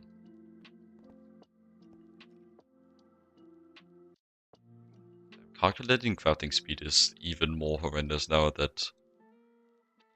actually, I guess it's not. I just do 51 divided by 7 to get the individual. I don't press that button, press this one. And then it'll be for each individual item, then I do 7.285 times 400 to get like the total craft time. And then I divide that by 60 and by 4. I'll just do it in 2 bits. I don't remember the exact math logic if that would mess up my calculation. So 12 minutes, that's not bad.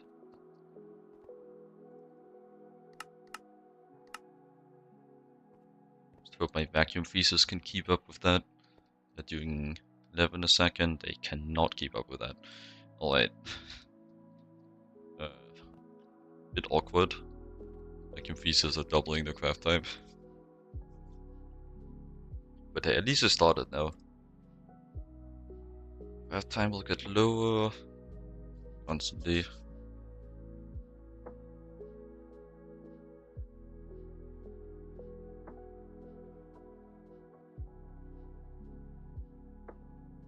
Okay, so you had glass requirements, right? And yeah, just limited by glass tier. Don't think I had any specific requirements for what, like what voltage I wanted to run this at. So I think I'll just run it at overclocked HV again, which means that my borosilicate glass will be fine. Let's get that started as well. How much do I need? 36.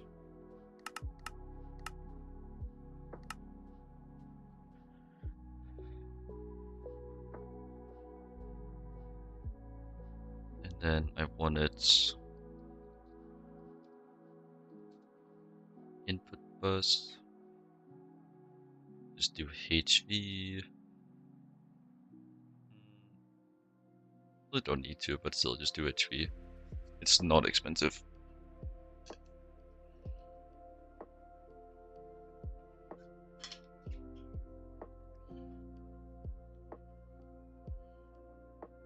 Let me go refill my water again. I'm running out.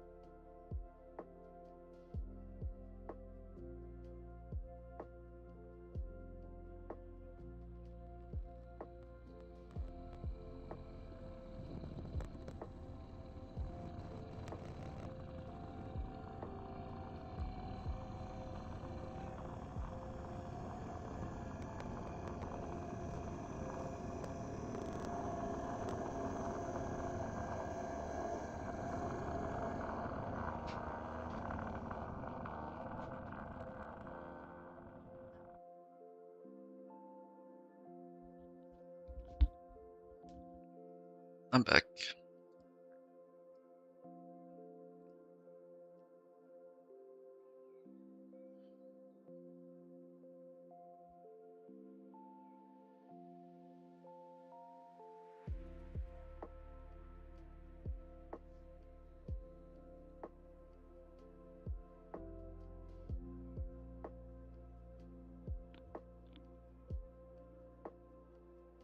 I'm selling on, and no, I settled on just putting the output bus in anyways.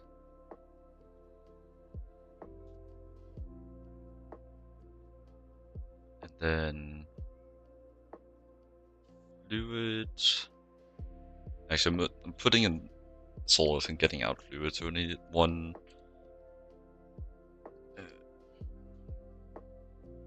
output hatch.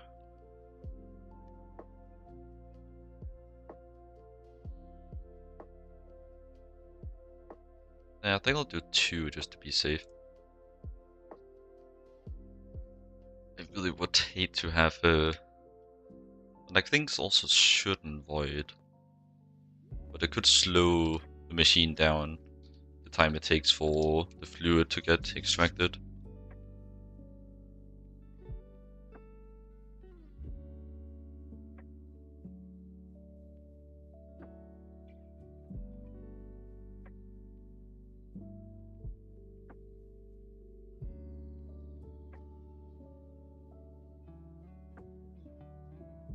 It's okay. You can chat away.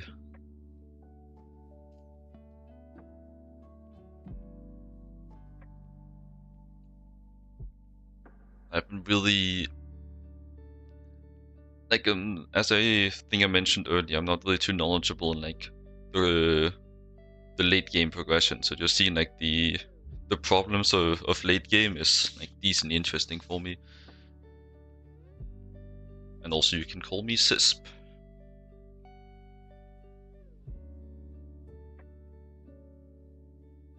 The underscore is really just there because it has like a more personal meaning to me.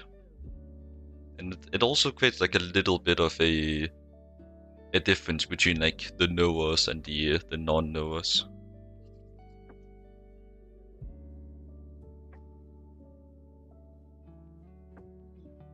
Which makes it a bit easier for me to identify at times what people like have been here for a while, what people are only arriving. But for now it's still at a manageable size where I can pretty much memorize the name of everyone that's come in more than once. I think I have everything. I think it's just the crafting now.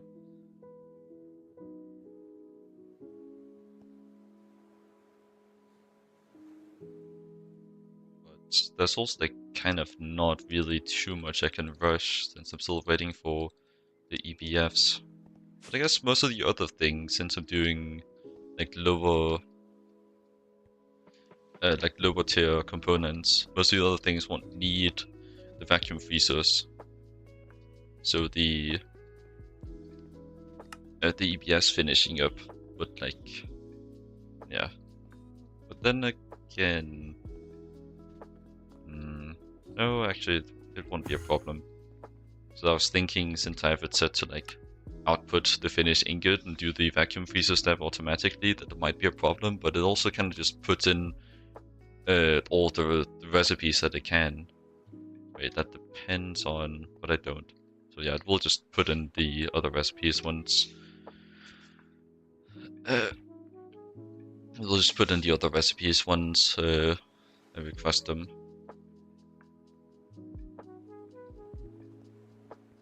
It could slow down the tungsten steel potentially by slowing down the steel that's needed for the tungsten steel, if you catch my drift. But then again, like the last batch of steel is already in there waiting.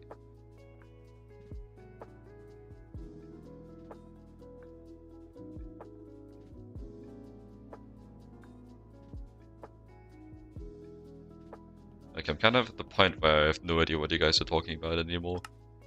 I'm just gonna assume that and it isn't directed at me and unless my name is mentioned and just do my own thing.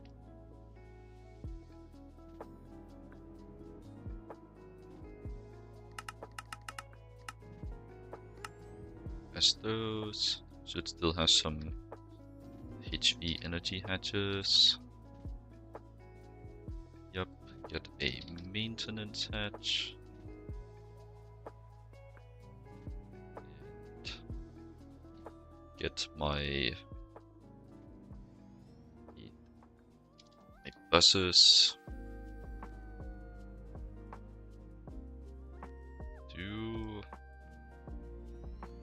I want more input buses actually. I want up to 4. So I'm not set on that.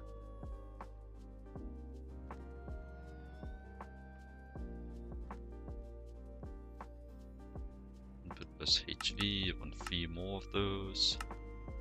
Which will get me up to 4 and 1 output bus.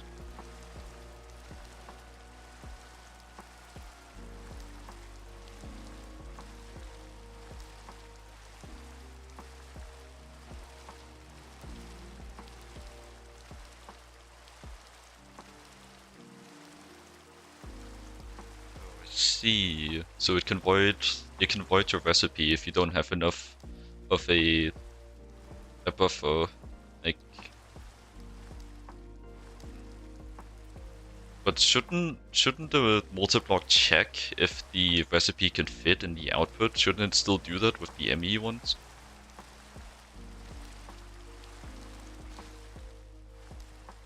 Am I stupid and silly and goofy for thinking that the machines will think for you? Would appear I am.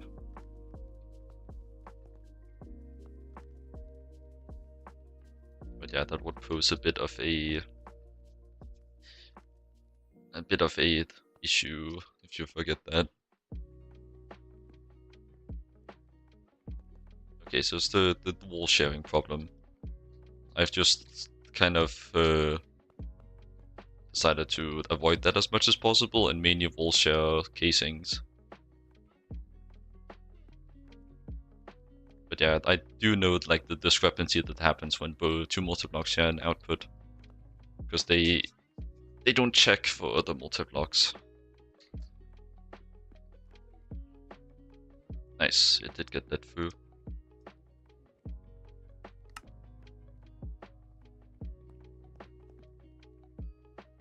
Curiously enough, it's not because the tungsten steel's done. Actually, no, it would have gotten let through when the tungsten steel stopped to do the steel, I think.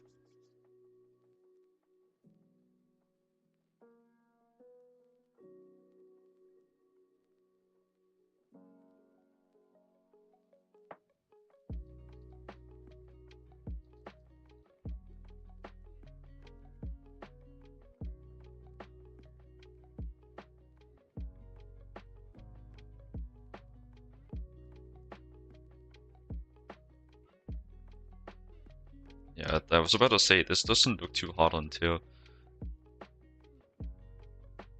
Is it the stocking or specifically the vent stocking? Well, like I can't really get too much of a takeaway from this because I don't really know how neither the machine works or what most of these parts is. The only part here I recognize is this because it's vaguely pump shape and the interface. None of the other parts I've actually like dealt with before. Living solder, alright. Almost has more question marks than actual letters. I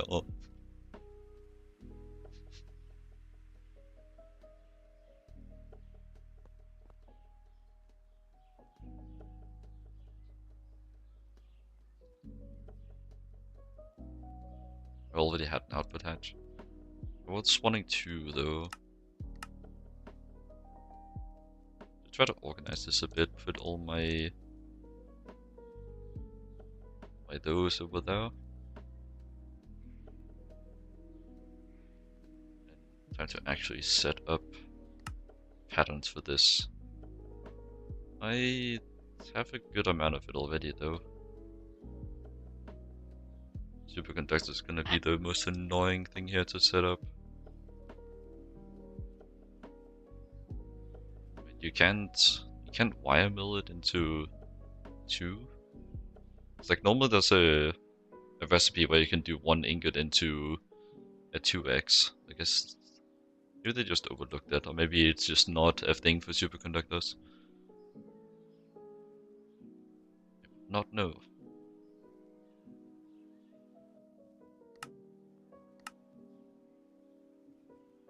I guess it would kind of make sense since like a bit more. Oh right, yeah, it's because you do the YML step here instead of doing it later. Yeah, that makes perfect sense. I forgot that superconductors work like this. Clearly. Okay, these need the vacuum freezer, so this one is still gonna get blocked.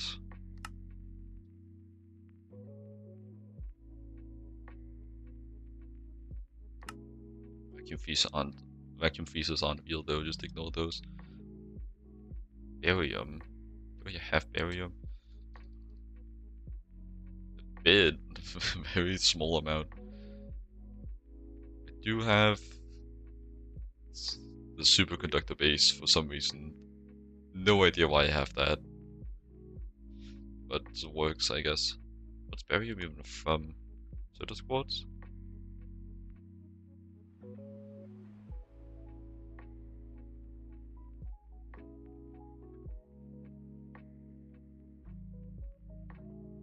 Barite? Let's see. I have a bit more of that. What's the conversion ratio in this? Very poor. This is better than borax to boron. This you get from also like quartz stuffs. The actual pure ores. Get a bit there. Seems pretty poor sources. And this is pretty late either way. But still, I have enough for now. You needed circuit 11. Prefer to not make the assumptions, even though I really could just make an assumption, because like it uses like the advanced I still don't know like what name to use in the advanced like gas powered EPF recipe theme. Like does anyone here know like the purpose of like the gases in the EPF? Like what because it's most likely inspired by like a real world process. So what exactly is the gas doing? Is it like oxidizing the like the dust, but like not oxygen, like heliumizing, whatever it would be called? So I don't know.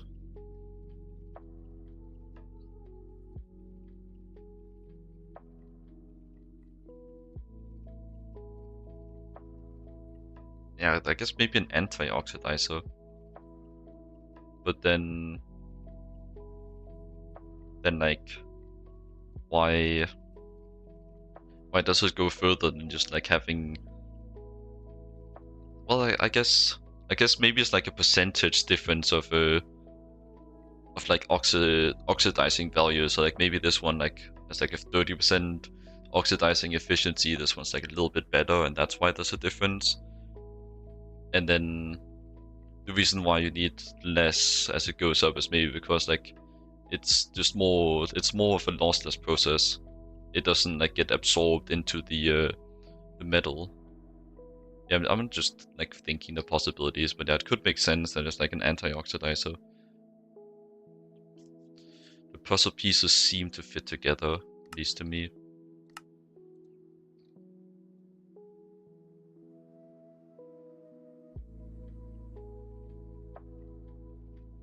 This one, circuit 9.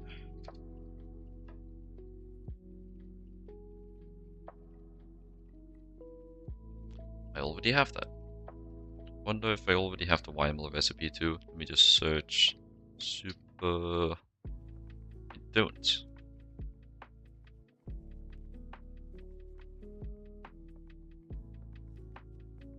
Guess I just needed the base. Actually, it's most likely just because I needed it for quest.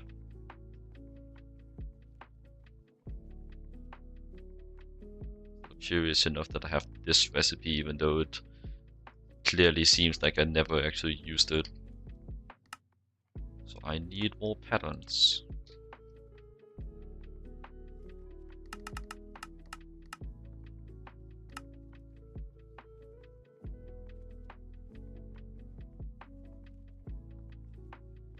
Then I need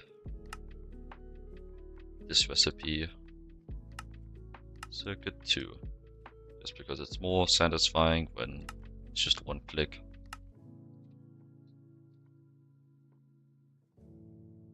So circuit 2 is not particularly populated.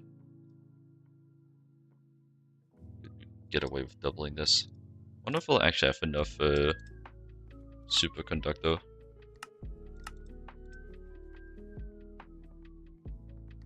Because it does need 8 per 1, so it would need what? It's 58? No, 56. So 56 ingots worth.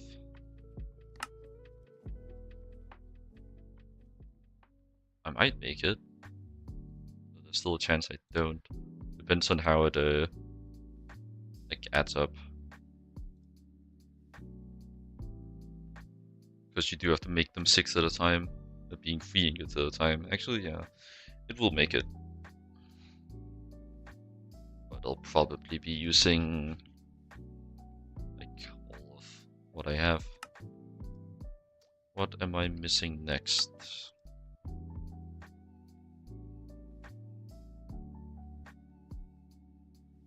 Yeah, just the double black steel plates. Very easy, very nice.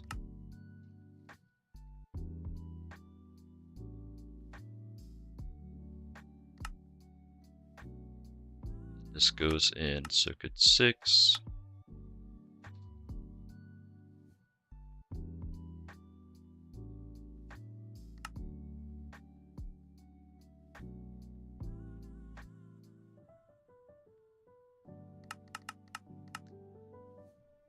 And it would appear I don't actually have a recipe for silver cables, I just have a backlog.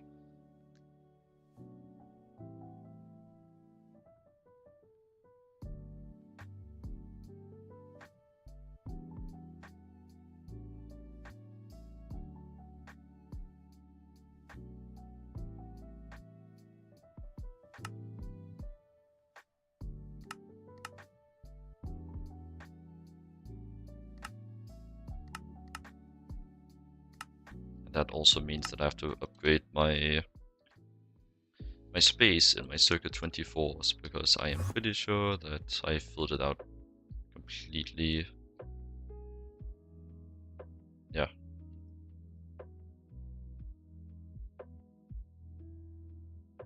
That's just assembler, yeah, assembler 4.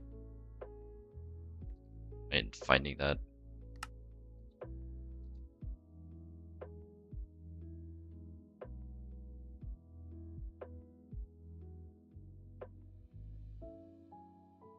Maybe I should probably just make it directly, actually. I think that's what I've usually done.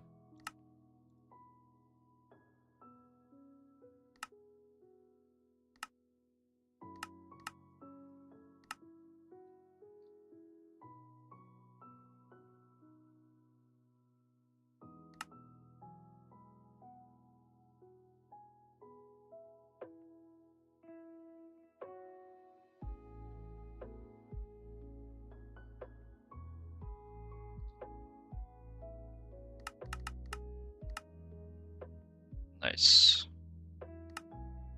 This one, yeah, it's a bit of a bigger craft, just a bit bigger. Has many different parts, but they're not very complicated. Still nothing compared to making 6 volcanuses at a time. That was actually like 4 pages wide. Max zoom. That one was absolutely massive. It took like 2 hours to craft. Very worth it though. Very expensive. These things are so fast. Was like a headache and a half trying to properly balance like the parallels. Like the parallels, overclock, priority, all that, because it does it tries to do the parallels before the overclock, but sometimes it doesn't have enough power available to do the overclock, and it's just a bunch of complicated nonsense. Most of it is solved just by adding a third hatch to the machine. It's still just a hassle.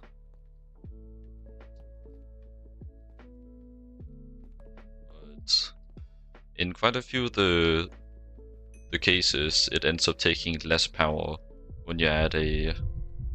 Oh look, the voices are talking to me. It ends up taking less power per recipe when you add an extra hatch, because it ends up actually getting like the full value of the what are they called? The parallels. Because parallels and the perfect overclocks are both completely power efficient, but a normal overclock isn't. So having it prioritize the parallels over a non-perfect overclock just makes it more power efficient. But parallels, since it multiplies the like the EU tick that the machine needs, it's a bit complicated. Most of this, like most of you already know, but this was my first time learning that. Like, I have seen the parallels before, but I never actually looked into how they worked in machines. Hopefully my understanding is right.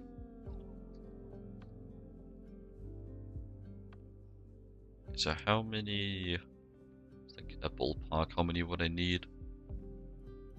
So -1, -3, -1, -5. I'll just like make 48. I might go 1 over. Would rather go 1 over than be missing 1.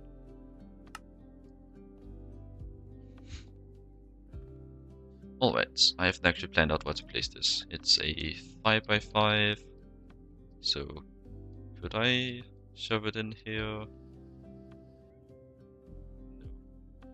If I'm planning on still having the chemical bath in that spot, I can't fit the extractor as well. It'd be nice if I still had one of these like 5x5 slots available, but I've used all of them at this point.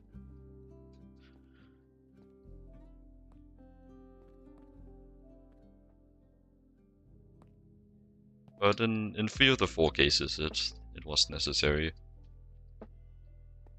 But this solar factory definitely does not deserve this spot. But alas, gotta place it somewhere. What was it I needed solar panels for? Right, as the drone port. Still haven't actually like properly made use of this thing.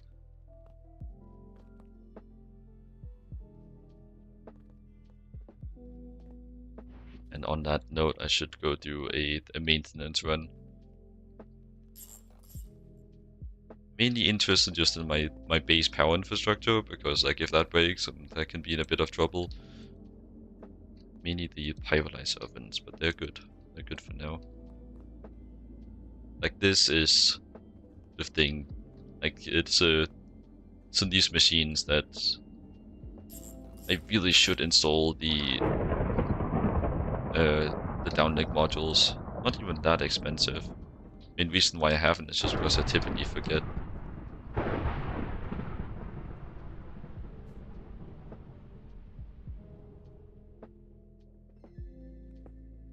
Even though I have it like written down here as like a bit of a note.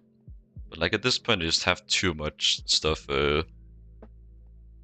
like in my reminder place that I just end up forgetting. I think it would be more effective if I just grabbed this guy and deleted this guy. And then just put it like on the top.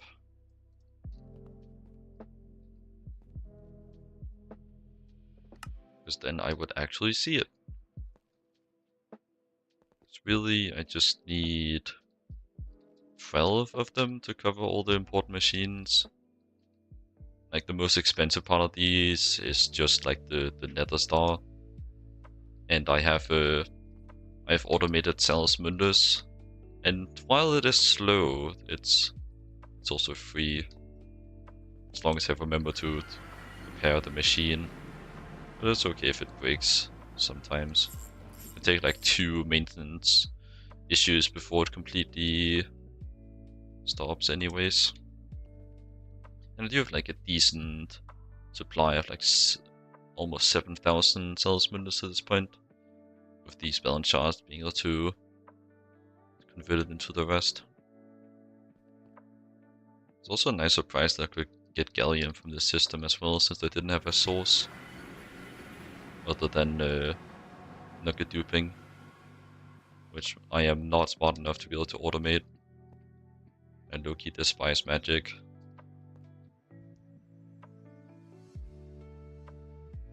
Well, low-key despise magic when you have to take it to a level where you have to automate it, because my experience, magic mods are always just so awkward to automate.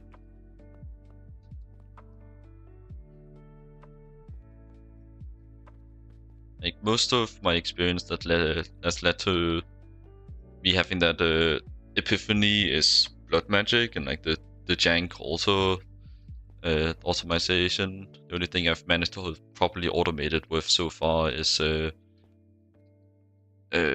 things called integrated dynamics, if I remember correctly. It's the mod with the mineral in it. Though I do also think I know how to automate it in this pack using nameplates. But I haven't actually tested it yet. See if my understanding is correct. And then, like, after I formed that epiphany due to blood magic, there hasn't really been a magic mod that's made me change my mind. I'm using that space. You produce pollution? No. So I'd be better off placing it in a chunk that doesn't consume it. Which would ideally be this chunk, but the last available spot here is reserved. And I'm not gonna stack multi-blocks awkwardly on top of each other.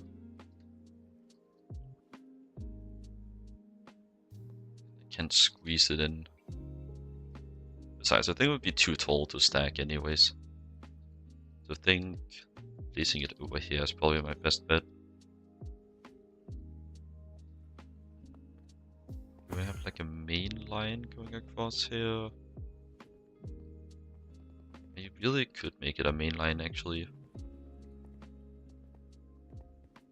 I think I was planning to make it a main line, but just start it in the middle to save on big cables.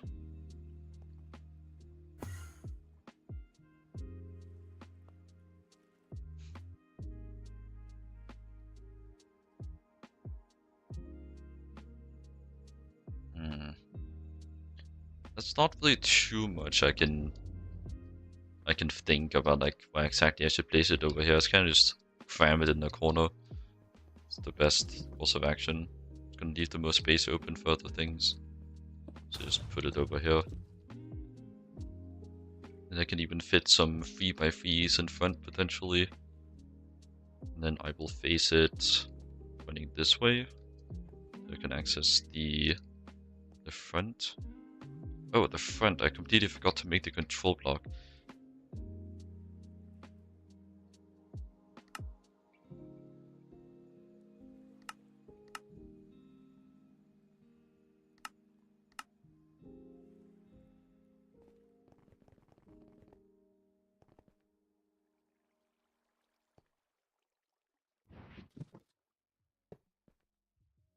Nice. Very easy.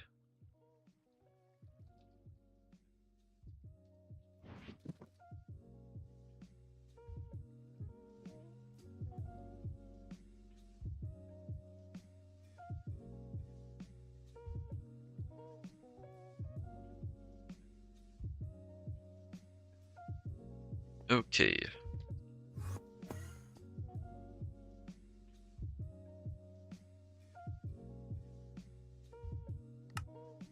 God, my... What the hell are you? No? Why you need it? I thought I had everything. You? Oh, I see. Yeah, I just gotta change it to a less cringe glass.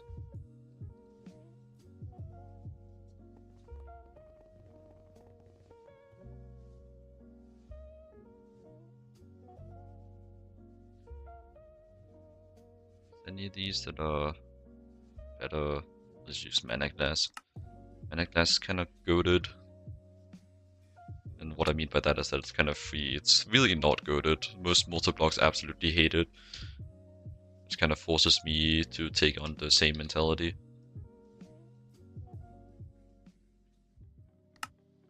Well, I suppose not really. Like, even if I can use it literally only once, it's still cheaper. Like, if I could just make like 40 glass into EV glass for literally free, and save like 200 titanium doing it, I'd kill you. I'll take that trade any day.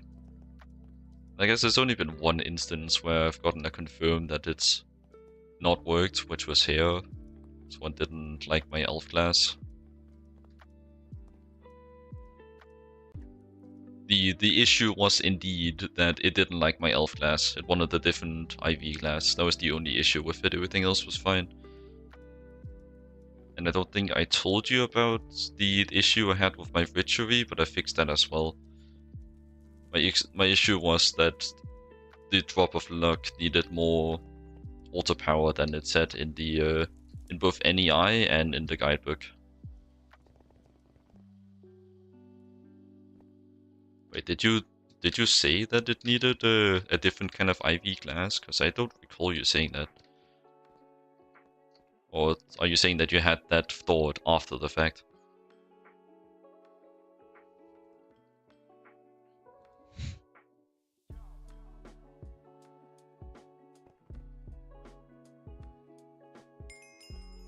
Hehe. I have to see it when I don't miss a random ass quest and actually just get it that out. Don't have to remake a random single block machine that's gonna sit in my storage for hundreds of hours.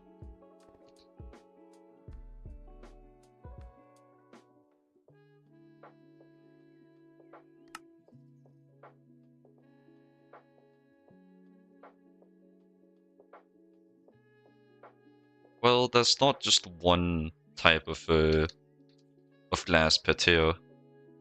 There's plenty of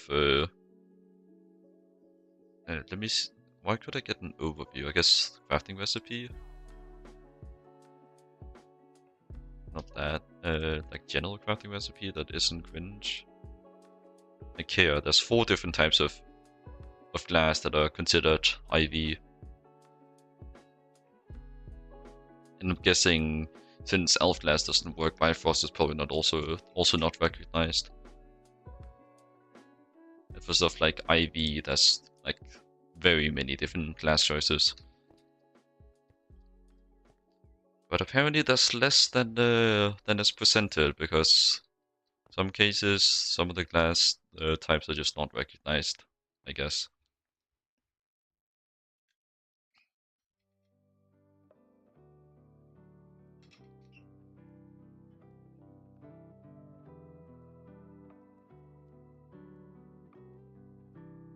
Well, man, I'll be back in a bit. I gotta go open the door.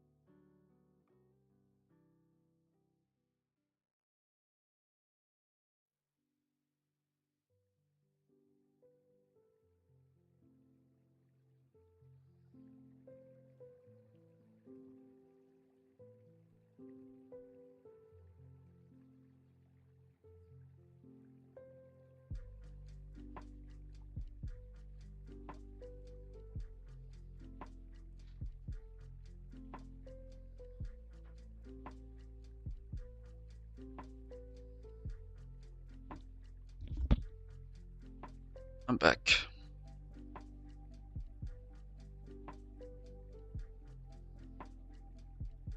So you're saying it doesn't show up in the multi-block construction page. Let me see. It's not. It's valve glass, weird, transparent, goofy thing.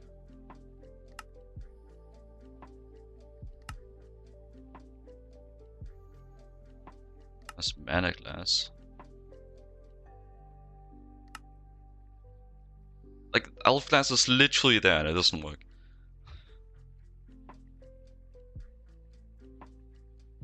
Shift over the controller. Well, it says any tiered glass. Elf glass is a tiered glass. There's nothing here that tells me ahead of time that elf glass is just not supported.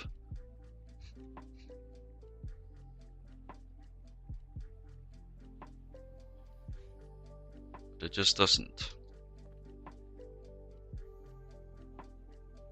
It's likely just an oversight, but still, it was a bit frustrating. That's a lot of confusion. It's tiered off of the laser source edge. But yeah, like it works now. The issue was that it wanted this type of IV glass instead of this type of IV glass. Even though they should both be acceptable and valid types of glass, it just did not recognize the elf glass. That was the issue.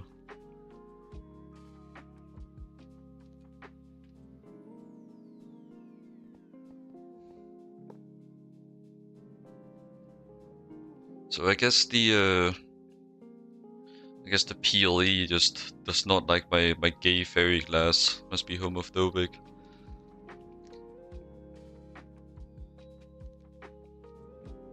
At least that's what the person on the GTNH Discord server that helped me troubleshoot the problem called it the gay glass. This isn't even the one that flashes rainbow, this one's just blue.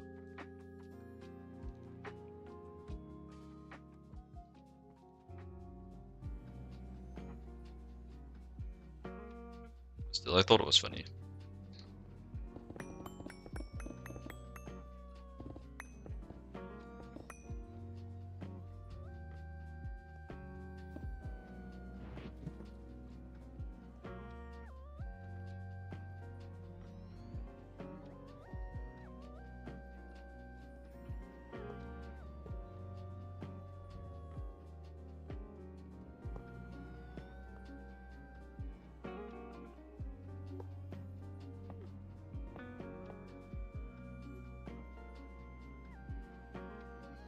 Why do you have an input hatch?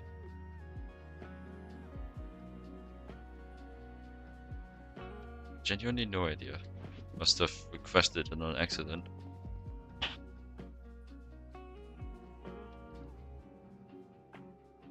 Yeah. It's you on your way.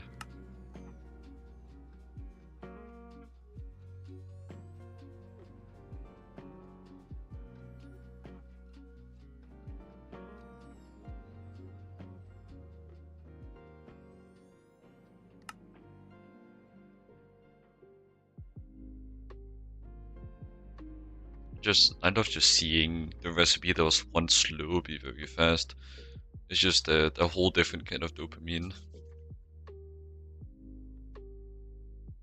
Even if like making all these multi-blocks on tier isn't necessarily necessary, it's worth it just for the satisfaction it can bring me. Dopamine. It's all for the dopamine. I don't know if it accepts like laser energy hatches. Let me see.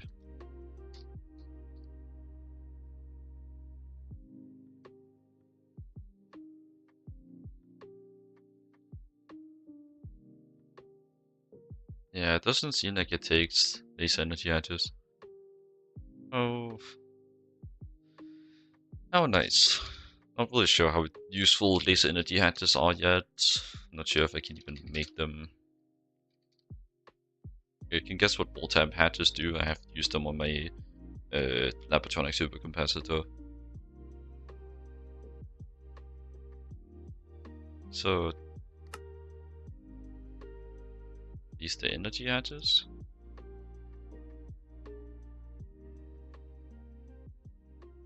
Which one's the energy hatch? The source or the target? Energy extraction and energy injection. Okay, so it would be the target ones. So yeah, I guess I do have them unlocked now.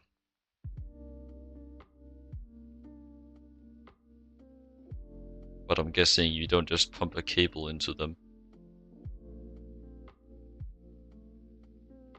Maybe you do. I haven't made it obvious yet by the fact that I just used the word guessing. I am in fact guessing. I do not know.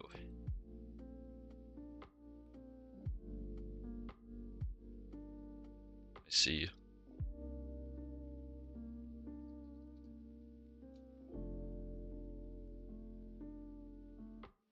Active transformer. Oh, is this the multi-block that allows you to uh,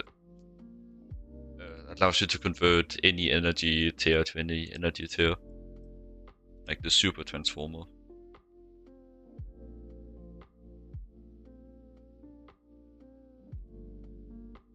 So do you have to make one of these like every time you want to like use the transformer, or is it like a central thing that allows you to do that elsewhere? Guess I'll probably see when I get there. Like you like have to make one of these for every machine. Because if it would work like that, I feel like I would just want to use normal transformers. It would be cheaper and take less time to set up. So do you just like use one of these like a central block and then just use lossless to take the power to multi-block? Well, I'm guessing laser would also be lossless.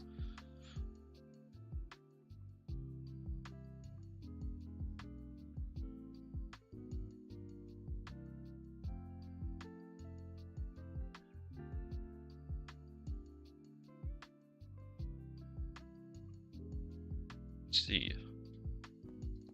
Well, I'm sure I'll learn how to integrate them when I get there.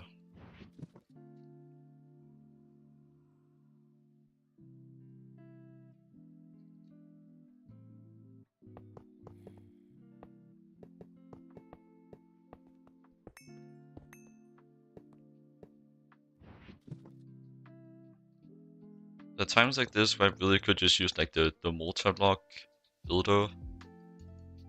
But I do still, like when it's at this scale, I do find it satisfying to just build it myself. It's just like my last hour typically worth of effort, just all collecting right before my eyes. But you could probably say the same about the multi-block constructor. It's really just personal preference, I suppose. For me, I think it might just be a case of what I'm used to.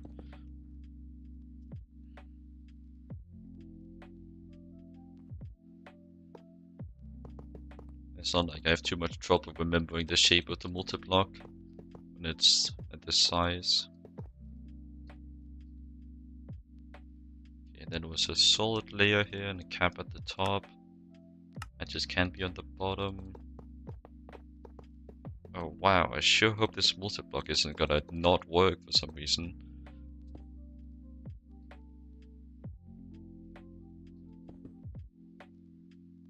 It's happened quite a few times. I think like 50% of the last multi-blocks I made have not worked for one reason or another. And only one of them was due to me being stupid. These work. Yippee!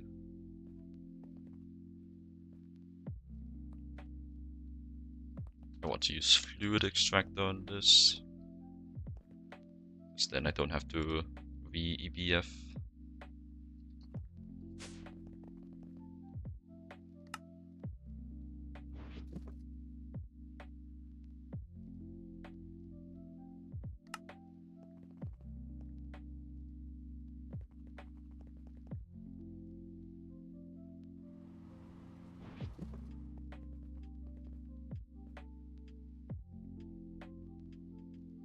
Okay.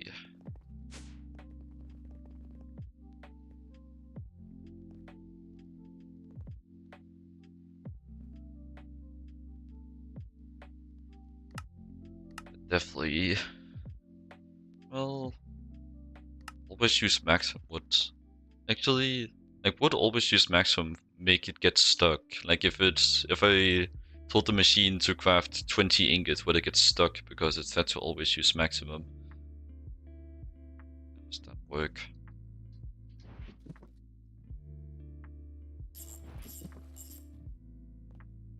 So in that case, would it just like avoid using parallels and only use batch mode? Or would it like use parallels but adjust it?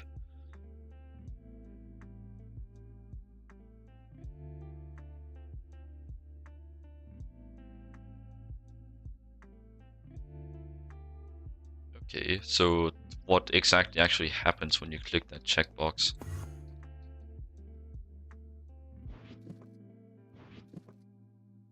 It's like if it will like adjust the parallels regardless, like what's the difference? What's the benefit?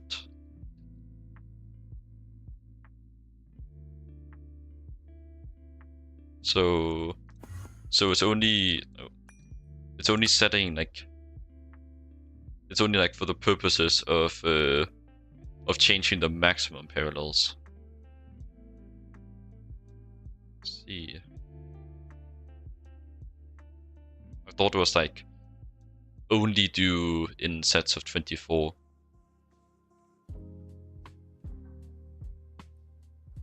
Because yeah, like if it will just adjust and do less if it can't fill out the full 24, like there's no reason to like reduce the maximum. Okay. Guess I don't have to worry about that place, that menu anymore.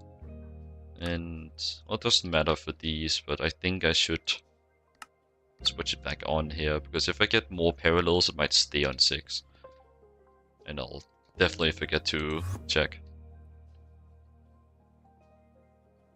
Input buses, these don't need anything special. It's just a fluid extractor after all. And then should be worth, and I get namings, copy paste here. Arch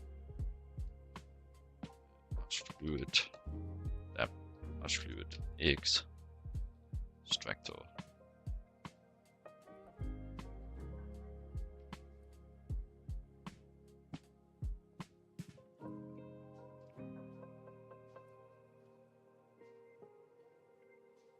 Much faster.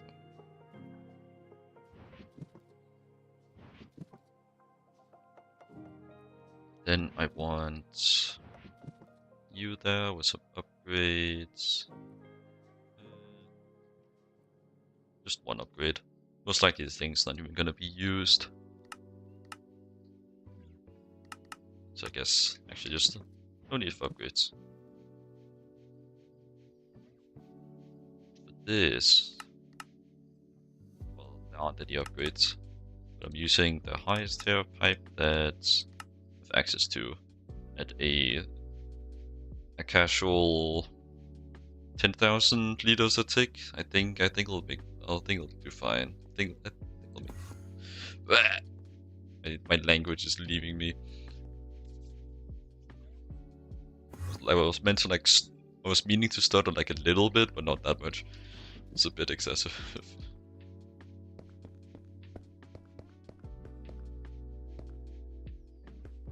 Moral of the story, it will be fine.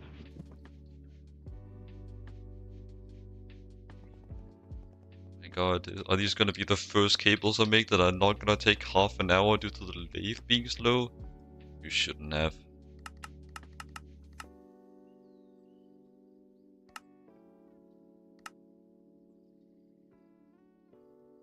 Wanna see it.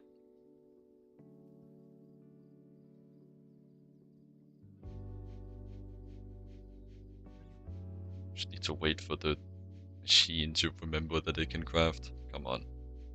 Like a one tick recipe, you can do it. Come on. Come on. Let's see it. Holy crap, that was so satisfying.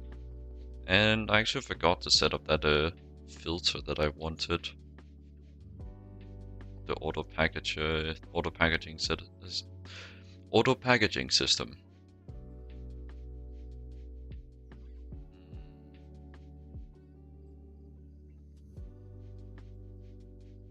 Yeah, I think I'll just set it up somewhere else later.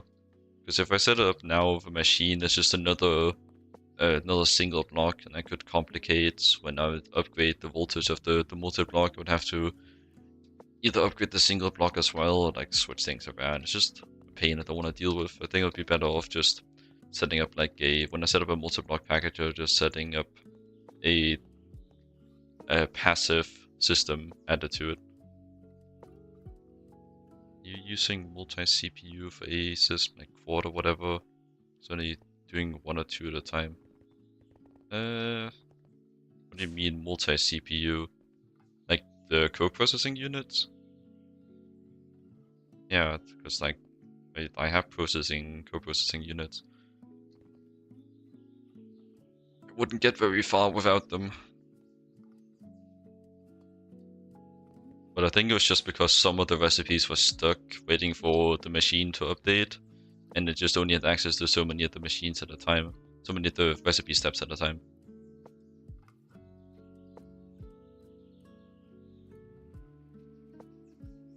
Is even like useful, not for the time.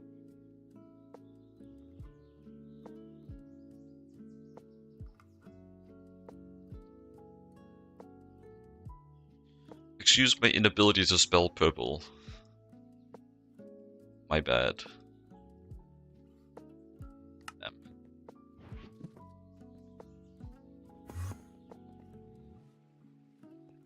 Power.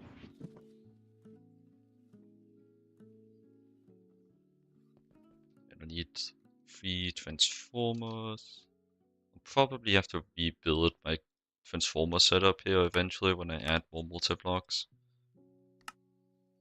But for now, I'll just build it off of this. Like if I'm gonna add any multi-blocks in this space here, it would be a bit awkward to just have a random LUV cable running completely through.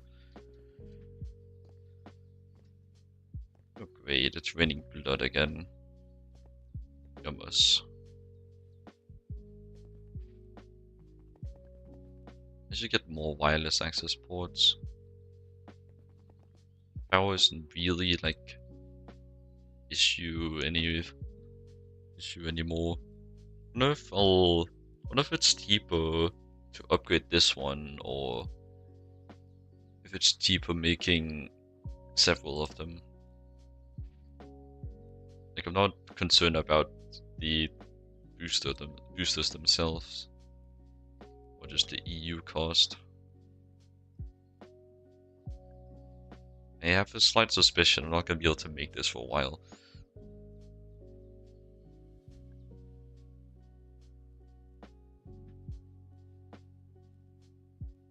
I don't even know why I'm looking at it. It's not like it's gonna be normal Avaricious recipes. It's gonna be Avaricious plus QuickTech plus whatever else. Yeah, there's no way. There's no way in hell I'm gonna be able to be making those.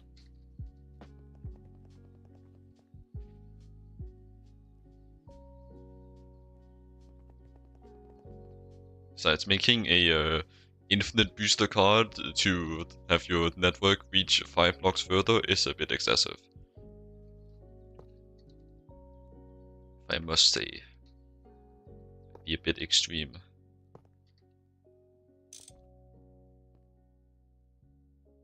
EV to IV, IV to EV, EV to HV. I need one HV cable. It's getting pretty annoying having to run 3 steps every time. If I actually remember it before pressing the button, it'll be less annoying, I suppose.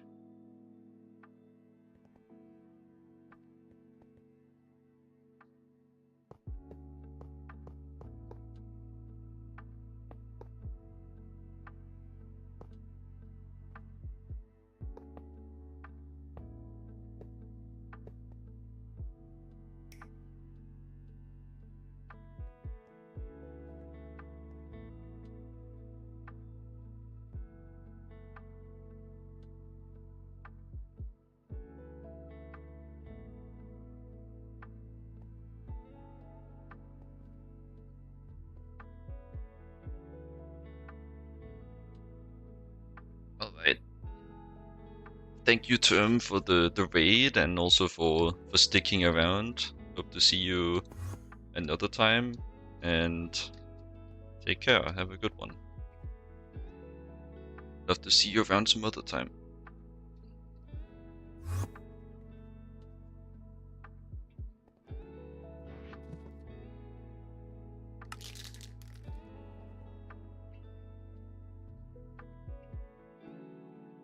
Binge.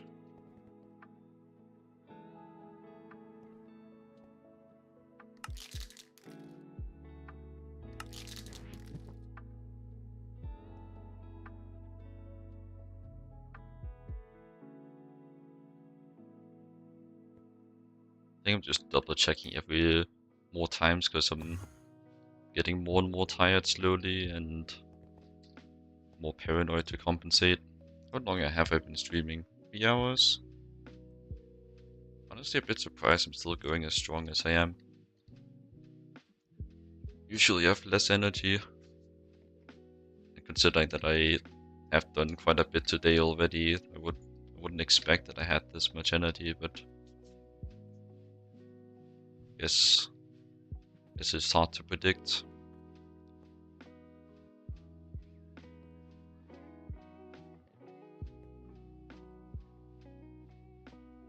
This should be working now.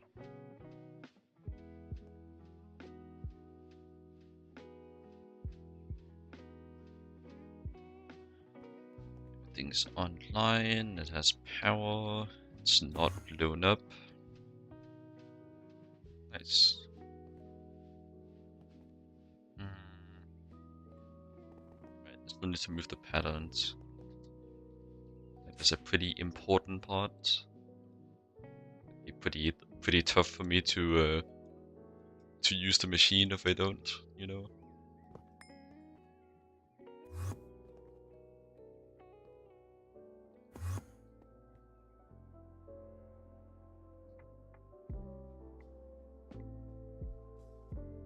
Nice.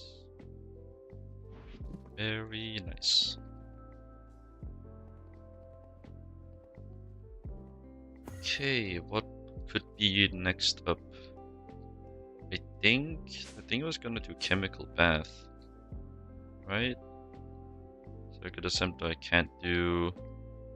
Like either fluid solidifier, chemical bath. Chemical bath was, well, what was the thing that made you think that I should upgrade? Chemical bath. Could look through the recipes. I guess it's worth a try, but I don't think I'm gonna be finding much in here.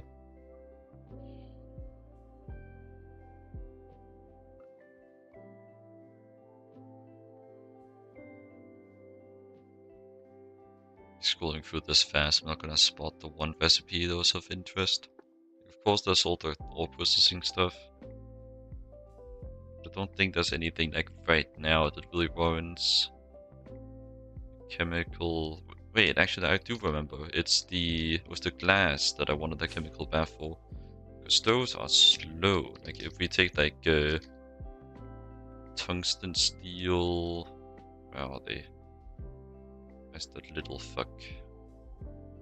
Fog lights.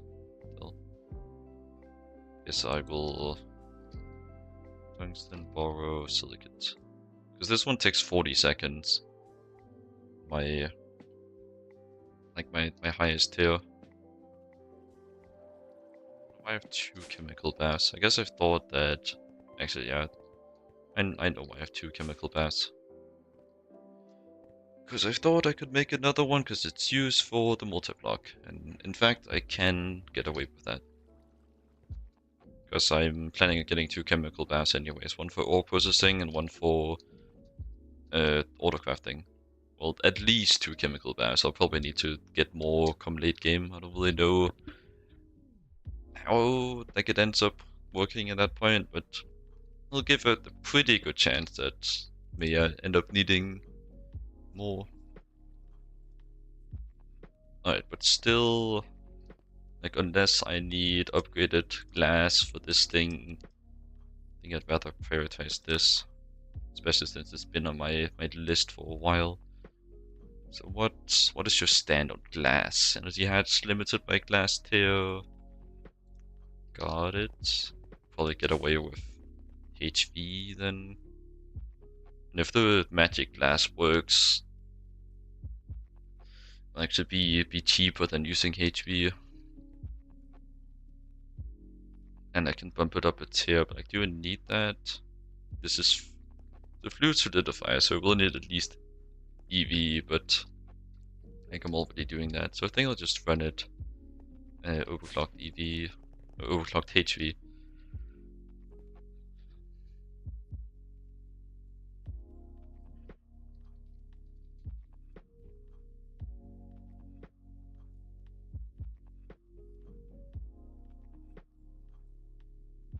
Wonder why I have a EV energy hatch noted here.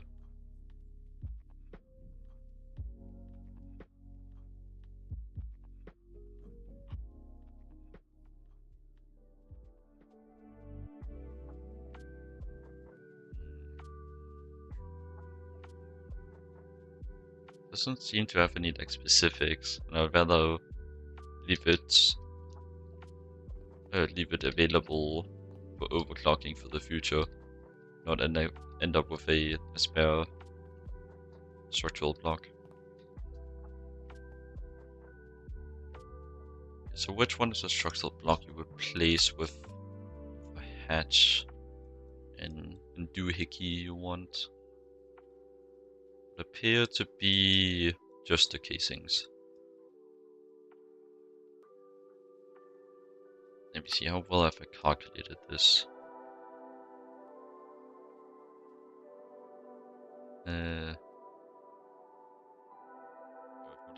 It would appear that I did it as simple as I take the minimum required hatch, minimum required amount of casings.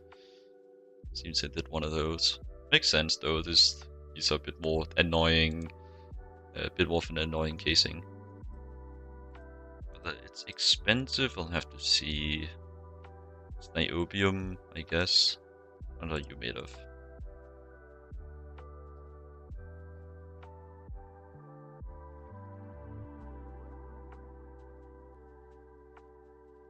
Nothing much. What about? Also, right, it's because it makes 2 at a time.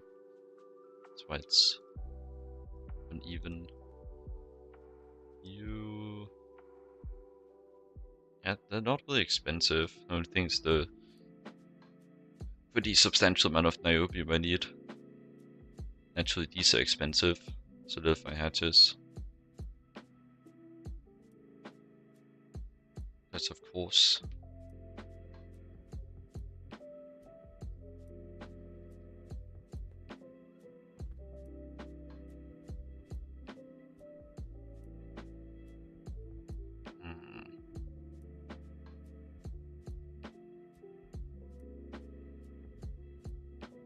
Like, I should probably, like, it's been 3 hours, that is quite a lot for me.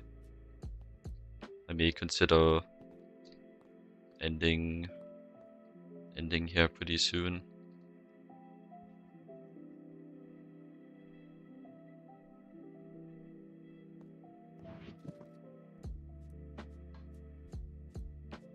See if I can drag out a little bit, but I probably shouldn't even try. Even if I can, I probably shouldn't. Should just deal with all this later.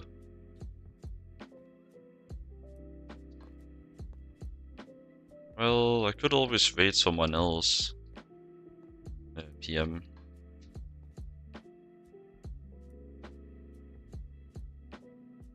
But typically I do struggle with finding good candidates for raiding.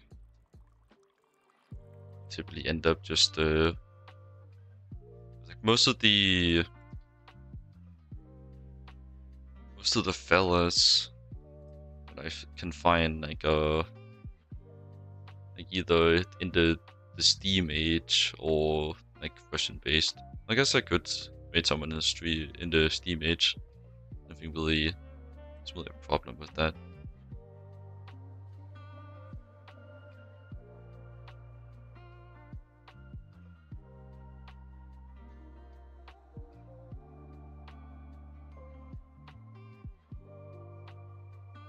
Also just so many people with the correct tag that are not playing GTNH.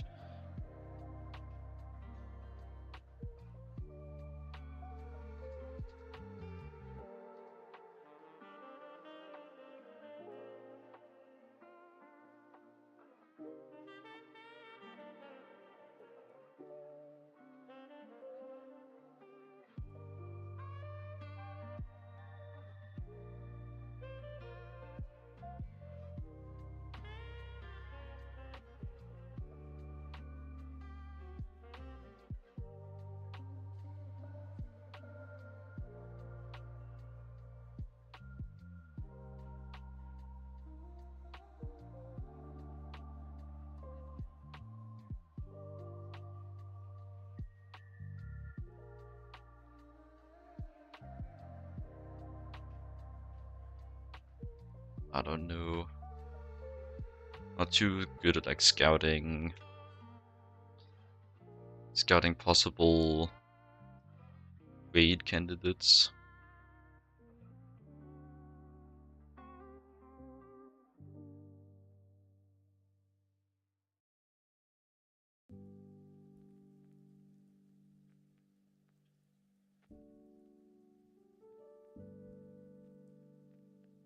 But yeah, like there's really only one candidate is really like actually speaking English.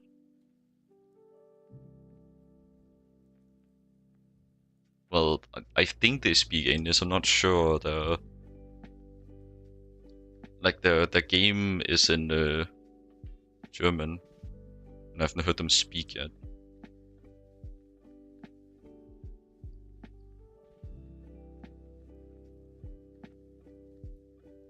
But yeah, it is Shock the hedgehog I'm looking at.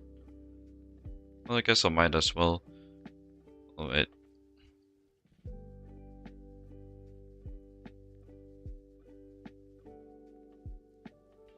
It's the worst that can happen.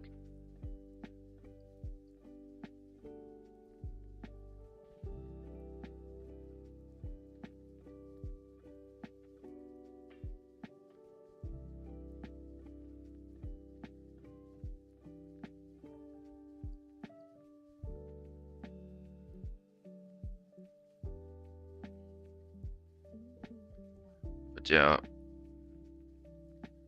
So everyone's still here after my sitting and looking at raid candidates. Thank you for tuning into the stream. Appreciate you. Hope you'll leave a follow if you enjoyed. And take care. Hope you have a good rest of your day / night. And enjoy enjoy it over at Shock the Hedgehog V2. See ya!